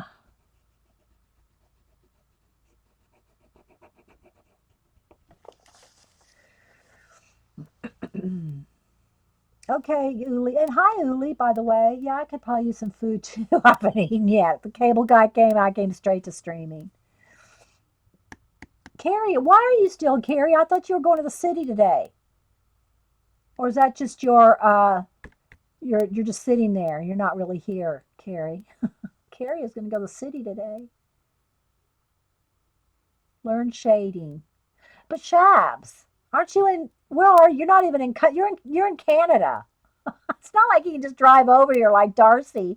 Darcy lives like less than an hour, no traffic, if barring traffic. You know, with traffic it could take two, but she's only an hour away from me, and we only see each other once a year. uh, will I put a gold tooth on him? I guess I could. I don't know. This is for Martha. You know, it's for Martha. I don't know if Martha'd want a gold tooth skull. That's a good idea. That is a good idea, Whippy. But since I'm giving it to Martha, I don't know. I don't know.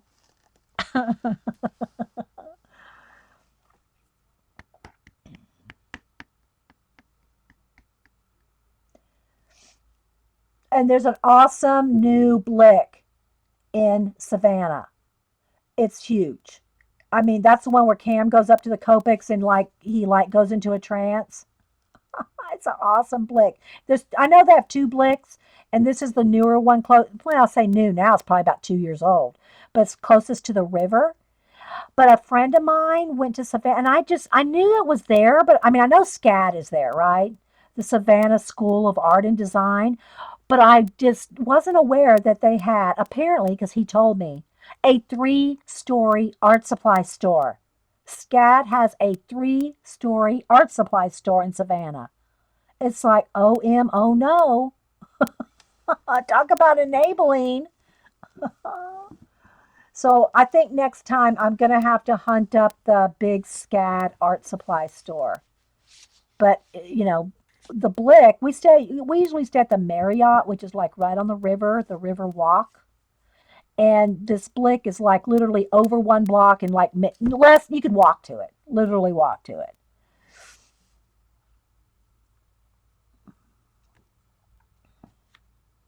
Your next door neighbor's a grad of SCAD. Yeah. They have a extension here in Atlanta too. Okay, let's get back.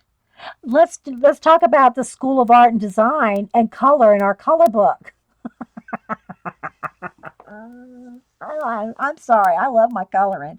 Just gotta say, I don't care. I love my coloring, and I don't care what y'all say. Makes no never mind to me.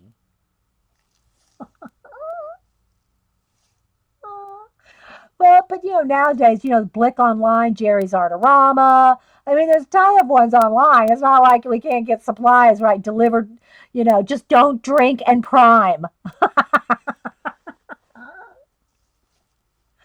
Okay, I think I got all the buttons. So it's time to pick up some of my new Eileen the Enabler Elf, Carandash, I don't know how you say it. Luminance.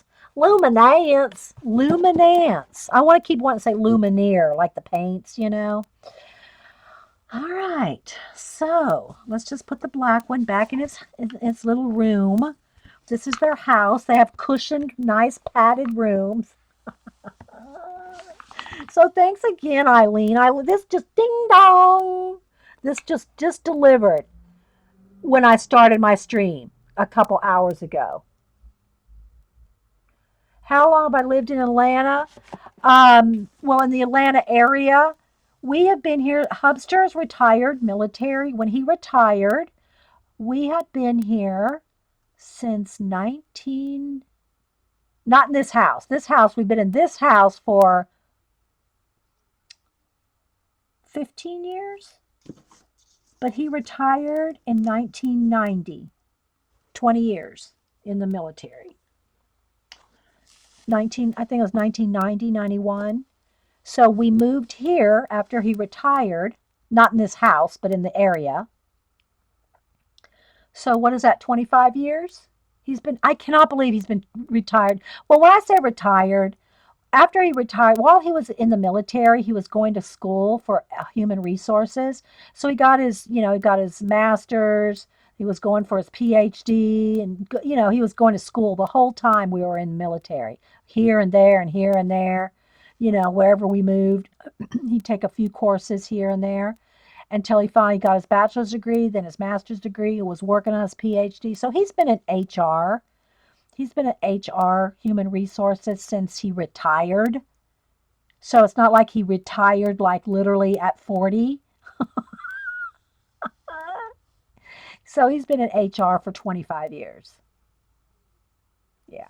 And I grew up in the military. My dad was in the Air Force. So when you see me post things for Veterans Day, supporting the vets, the military, the soldiers, all that, yeah, I'm all over that.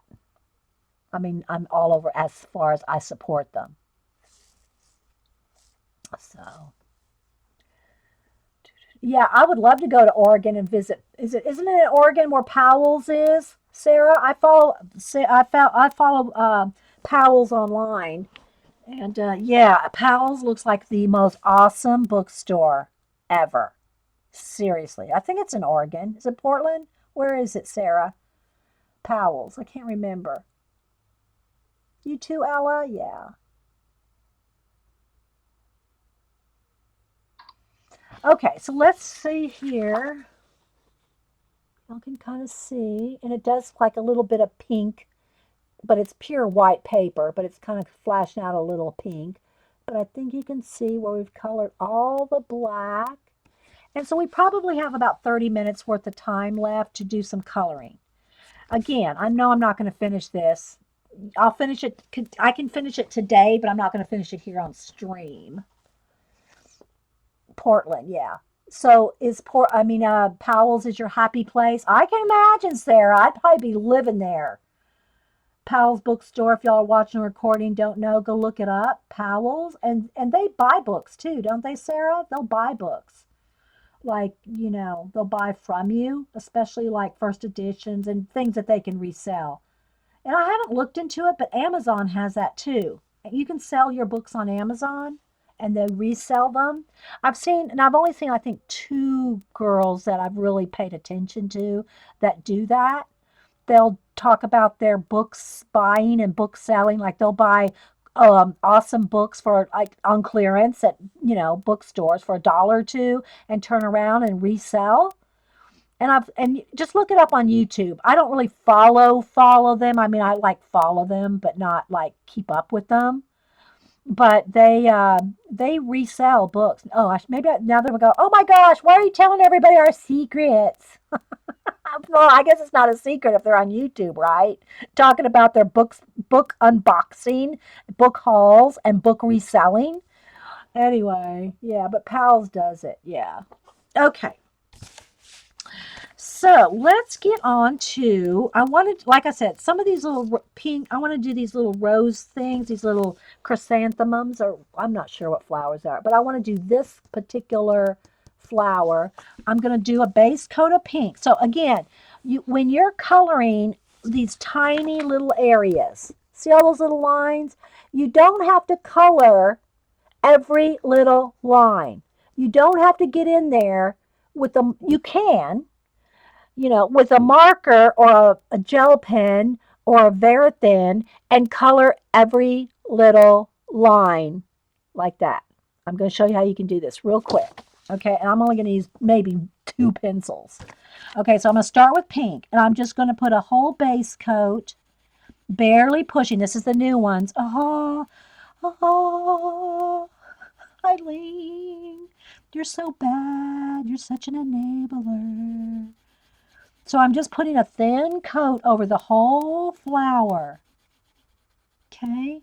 And I'm having to get used to this. I don't want to, I'm not pushing near as hard. Well, not that I push very hard with the Prismacolors either, because I do keep a light touch with my color pencils, but these just feel different. The Caran d'Ache Luminance. And so they just feel different. So I'm just having to kind of like get used to them because it has a different feel and a different pressure than the waxiness of the Prismacolor. I know. I do like them. That's what I was saying, Jean. She's got me enabled. She's got me enabled. I can't afford $600 boxes of pencils. No, I can't afford it, Eileen. All right, so there we go. So there's just a solid pink, right? Oh, oh yeah, thanks. Lynn goes, and they look nice in your hand too, Dee Dee. You're just as bad, Lynn. Ah, you're as bad. I've already pet them, sniffed them, loved them, touched them, petted them. I haven't licked them. I've kissed them. I haven't licked them. Sandy Jones, did you lick them? All right, now what I'm going to do is I'm going to try to just stick to this box for right now. So I think I'm going to have to do let me do a test with these two colors here. I took out it's kind of like a sienna and maybe it's like a maroon, okay? I'm going to just, I don't want to do it on here. Here's my paper. I want to just do a little, to see what colors they are. I'm going to have to make me a chart, of course. I always make a chart with every new, color, pencils, paint, whatever. So I don't know what these colors look like, is what I'm saying. So the sienna is it's kind of like Georgia clay in the acrylic paint version. It's a little more orange, and I'm sure they have a darker brown color, more of a sienna color in the full spectrum. This is just this in this set. It looks kind of like it's not as brown as a sienna. Okay, so I'm going to see about this color, which looks kind of like a maroon. I'm trying to find something to go with my pink to blend the two together. So this is more, it's kind of like, it's not quite maroon, it's not brown, but I'm going to use it with the pink. It's probably more, let me go over it with the white just to kind of lighten it and see what it really, the true color, oops. Yeah, that'll work with the pink. Okay, so I'm going to go with that. And again, I don't know what color it is. It's 6901. What does it say on there? I need my magnifying glass to see these tiny, especially with the light. It's not quite an alizarin crimson. What is that called? I can't read it, guys. Sorry, I can't read that. Let me see if I can read this one. Or is that even the name? That may not be the name of the color. Anyway, it's 6901. It's kind of a maroon. And I'm going to use that for the shading, the shading of in the pencil. It's not a moron. So I'm going to use my pink, this maroon color, and the white to shade in. And again, it's better if I bring it up to the camera rather than bringing the camera down. Let me get a box to put this on. Let me get my, hang on. Let me just get my Amazon box. Let me just get my Amazon box to prop up, turn it upside down. No addresses will show. And I'll prop it up with that. I keep the lid, I have the lid sitting here so I can stare at it. I keep knocking it over. All right, there we go. That's better. Because if I do the zoom with the lighting situation, the lighting's going to fluctuate in and out. I already explained all that. And so it's just better if I bring it up for whatever reason rather than dropping the zooming in and having the light like go weird. It's easier for me to bring this up and the light not go weird. So that's what we're going to do. We're going to use our box. All right. So we got about 15 minutes probably till I'm out of time. Maybe 20. We'll see. So if this just abruptly ends, just know that I'm thanking Eileen profusely for enabling me with the new Caran d'Ache Luminance. She gifted me this today. And thanks for just hanging out. All right, so what I want to do is at least color in a couple of these little flowers so you could, or, a couple different colors. But I'm going to color like all the chrysanthemums or whatever. I'm going to color all them the pink. So there's one there. There's one up here. There's one right here. So there's there's 4 chrysanthemums. And I don't know if that's an actual chrysanthemum. Some kind of, leafy, fluffy. They're all going to get this color. And I think, no, that's part of a leaf behind it. It doesn't have the lines in it, so it must be part of the leaf behind it. Okay. So now I'm going to take the maroon. Hey, Carrie, there you are. Yeah, I thought you were going to go to the city. So what I'm going to do is behind the edges of every one of these little leaves, I'm just going to barely go in there and shade. And I don't know if you'll see it here, but I'll bring it up to the camera. But I'm going to go like behind each one of the little fronds, petals. And I'm barely touching. And I have to get used to these new pencils. So I'm just going to shade behind each petal, not in any particular order, just where.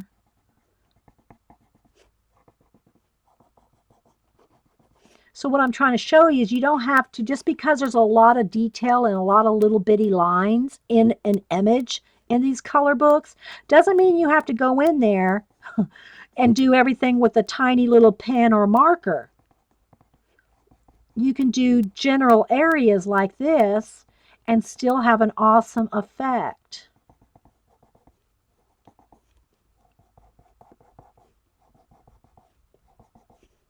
Without doing microscopic coloring, which it seems like some of those books are really like trying to get you to do. Right? Who else is on today? That's all I know that's on today. Like I said, Joyce is usually on at 1, but since she's not feeling well, she has a cold, but she's usually on at 1. And I just kind of since I knew she wasn't streaming, and Packer Dye couldn't get her camera to connect with Ustream this morning, and Packer Dye doesn't have a lot of time to fussy with that stuff. She had 1 hour to stream, and 30 minutes of it was taken up trying to figure out the camera, and it didn't work, so she had to leave. So I'm just wanting to test out my new modem and the, bandwidth and the strength and whatever, All right, so I'm just kind of going in there. All right, so I went under every little petal. Now, if you want to accent certain petals, you can kind of like pull some of that out, so it's not just like just a line behind. In other words, you can kind of start pulling it out a little bit. And I'm barely touching. I mean, this pencil likes just coming right off. It's coming, the pigment is coming right off onto this. And this is just like copy paper thin. This is just like copy paper type. I tore it, cut it out of the book. And then some areas I might want to push just a little harder just to get a little bit darker. A couple little areas that are really dark in there. Right in the little, like, the darkest shadowed areas. And the little points where the petals meet. I'll hold that up too before I do any more blending. And again, I think that's a leaf. I'm going to color it as a leaf. Anyway. All right. See how I just got a little darker right in where the two meet? Like right there. Right there. I just got a little deeper color right in some of those point areas right in there. Okay. Now I'm going to go back to my pink and kind of go on top of the maroon and blend in from the maroon into the pink. Okay, so let me just do one little area here so you can kind of see where, right there. So I don't know if you can see the difference between, say, this and that. It may not show up very well. So just take a look right here at this right quick. Now I'm going to go in here and put some in there so you can see the comparison.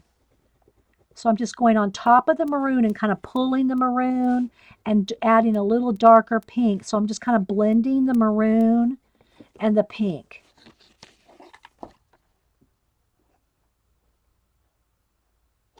Oh, good, Sarah. All right. Now, before we end, the stream stops, I want to get in here with the white. And I always double check my white to make sure there's no pigment on there from any other color, because you don't want to drag any pigment. Like if I went on the black here and then pick some up in here and then go over here, it's going to get the black on the here. So now I'm going to go on here with the white and just add a touch of hot. Now, again, I'm not trying to stay in those little bitty lines. Let me see if I can show you what I'm doing. So you can see the petals. Look at the petals are going this way. Okay, see the little tiny petal lines are going this way? When I'm coloring it right here, though, I'm going across like that. I'm brightening it up right over the black line. Who's that? Oh, I don't know. So, and then if you can just kind of go back and forth between, I'm just using 3 colors. I'm just using pink, maroon, and white.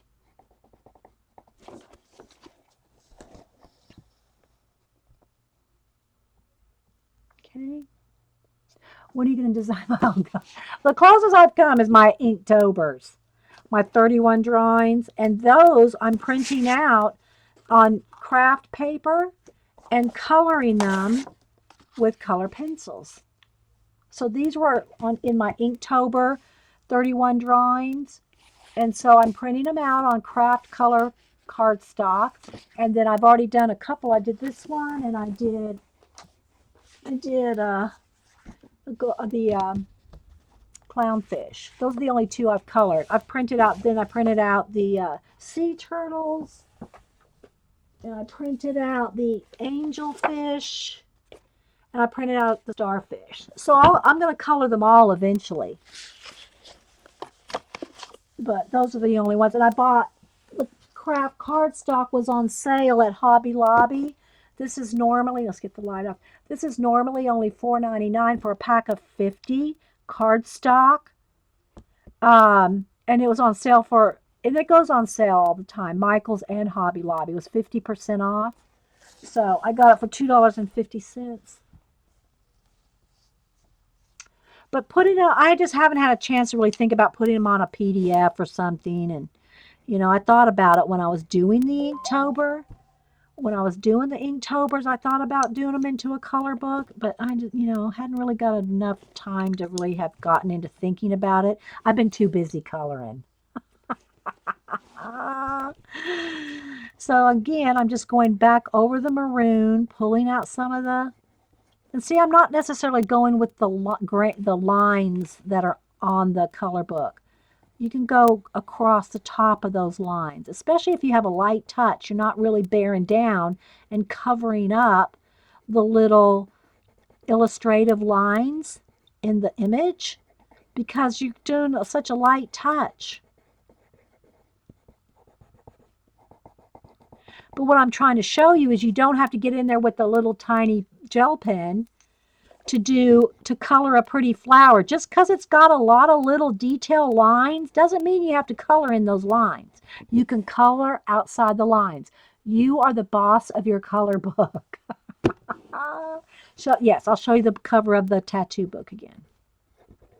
You are the boss of your color book.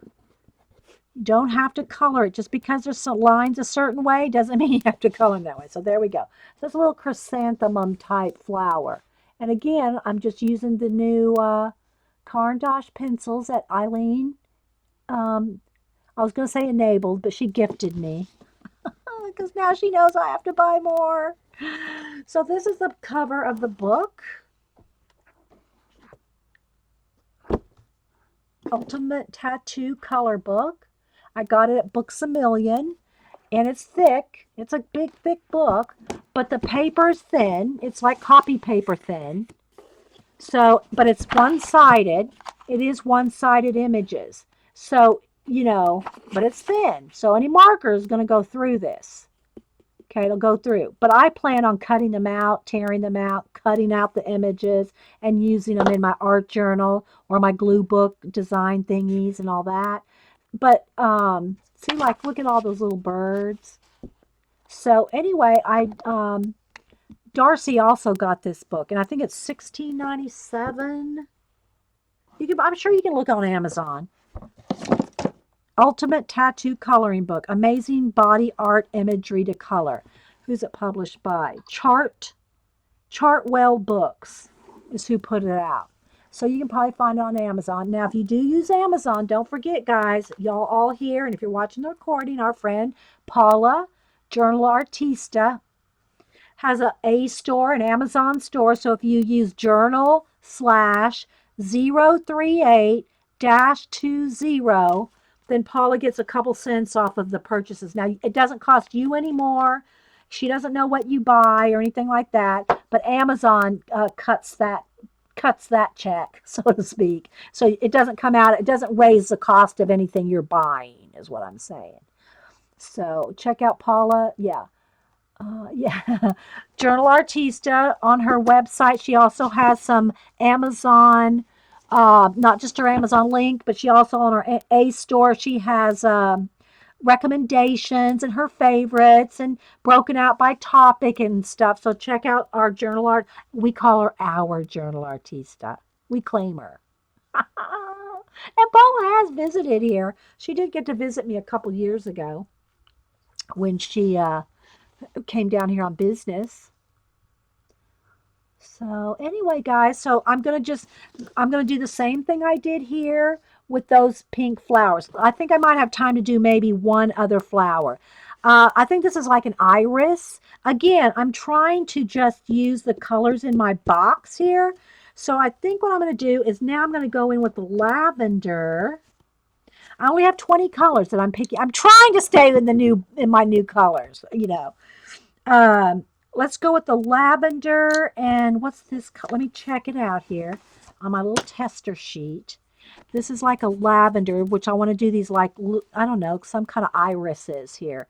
So I'll use this white, and then let me test. What's this one? Ooh, that's pretty. It's kind of a brown. Again, I'm not sure the names. I'm going to have to get my magnifying glass out to see if the names are actually on here. But it almost looks, it's kind of, might be a brown or a very, very dark purple. But I'm going to use it as a dark purple. So I'm going to use that, my lavender, and my white. Let me keep those two separate because I want those two to be for the pink flowers. So we're going to go in here again. I'm going to take the light lavender and I'm just going to color that whole iris.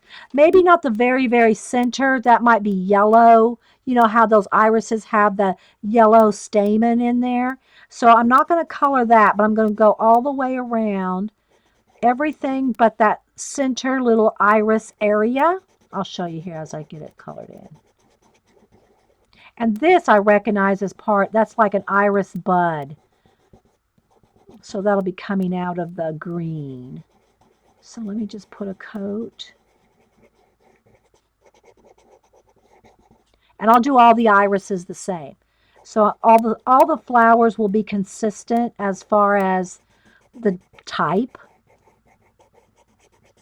And I don't know, I mean, I'm thinking this is a bearded iris, but don't quote me. I'm not a botanist. Just like I said when I'm doing the birds, I'm not an ornithologist. When I do the bugs, I'm not an ichthyologist. Okay, so I got a light coat of lavender, except for where I'm going to put some yellow in there for the bearded iris part. They could be orchids. Well, now they're bearded irises now, Whippy. They could be orchids. No, we'll make these be the orchids right there. Okay, this is going to be the bearded irises. No, I really think they are irises, and this is why. Because I recognize the buds. The buds look like that. I don't think orchids look like that. I don't think orchid buds look like that. It looks like the bearded iris. Look, see if you can see that kind of close up. It looks like a bearded iris to me, Whippy. All right, so now I'm going to take the brown and the same kind of way I did these. These are tiny, you know. You don't have to like don't get all, cray cray. Just kind of, enjoy.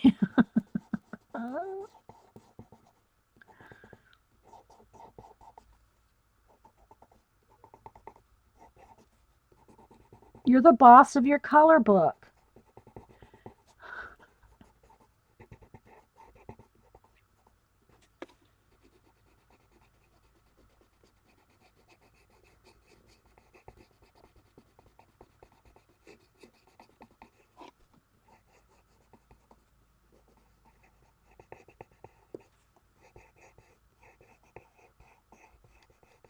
So again, I'm not worried about every little line, every little tiny, staying in those little bitty lines. I'm just kind of shading with this. I guess it's kind of a deep, it's kind of like a purpley brown. I wish I could know the colors. I'm going to have to look these up. I'm going to have to start a chart. I have to start a chart, Eileen. Maybe a little bit in the bud there. So, all right, so there's now I put in some of the shading there.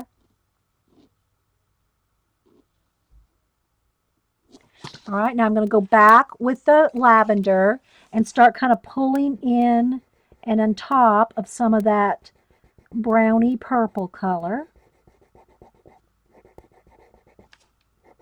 So here, you can see right there.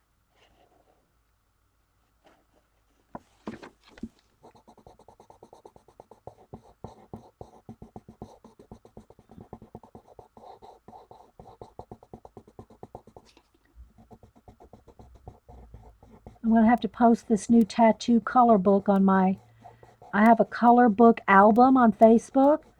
And again, it's public. Anybody can go. It's all my color books, and when I collect them, add a new one, color a page in the color book, or if I cut something out, if I color something and cut it out and use it in an art journal or some other book, um, all that is in my color book Facebook album. Okay. And there's all kinds of color book people to follow on Facebook too, if you really want to. All right, so I'm gonna make sure that's green right in there. Those little stems. All right, so you can see how it's shading in. Now let me go ahead and put some white on there too before the show ends. So I'm gonna go in here and just add some blend in some white highlights. Again, I'm trying to use my limited palette here of the 20 set that Eileen sent me. So now I'm going to get a yellow, kind of an orangey yellow. And I'm going to put a little bit of that orange in there, kind of a yellow orange. Then I'm going to get the lemon yellow and kind of get in there with the bearded iris kind of area. And I don't really remember which parts are yellow and which part are, I just don't really have a picture of one in front of me. But I'm just going to add a few shades of yellow and maybe even a little yellow ochre in there. Okay, so I'm just going to put a little bit of yellows and oranges and ochre in there in the center. And then I'm going to take my lime green and color in that whole stalk with the lime green. Then I'm going to go back and shade with the darker green. Let me see what color green this is. Kind of like a forest green. So I'm going to go in there with the forest green and just pull in a little bit of that. Looks awesome. Then I'm going to go back with the lime green and blend that forest green in. Isn't this fun? It is to me. So there you go. So you can kind of see the lime green, the forest green, and then a little bit of yellow in there. And then I might go in again with a little bit of the maroon and just kind of, or the purpley brown, and kind of do a little bit of shading on top of the yellow just to kind of push that back a little. So you kind of see there? A little bit more of the lavender.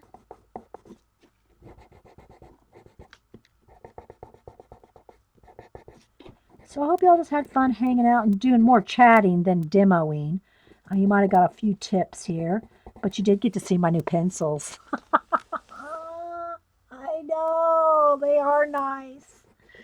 They are nice. Now I have to get used to the blending, and I think when I go to make me a color chart, I'll do like, I'll take each pencil. This is when I make charts with pencils, is I'll put the most pressure, and then I start just working my way out real.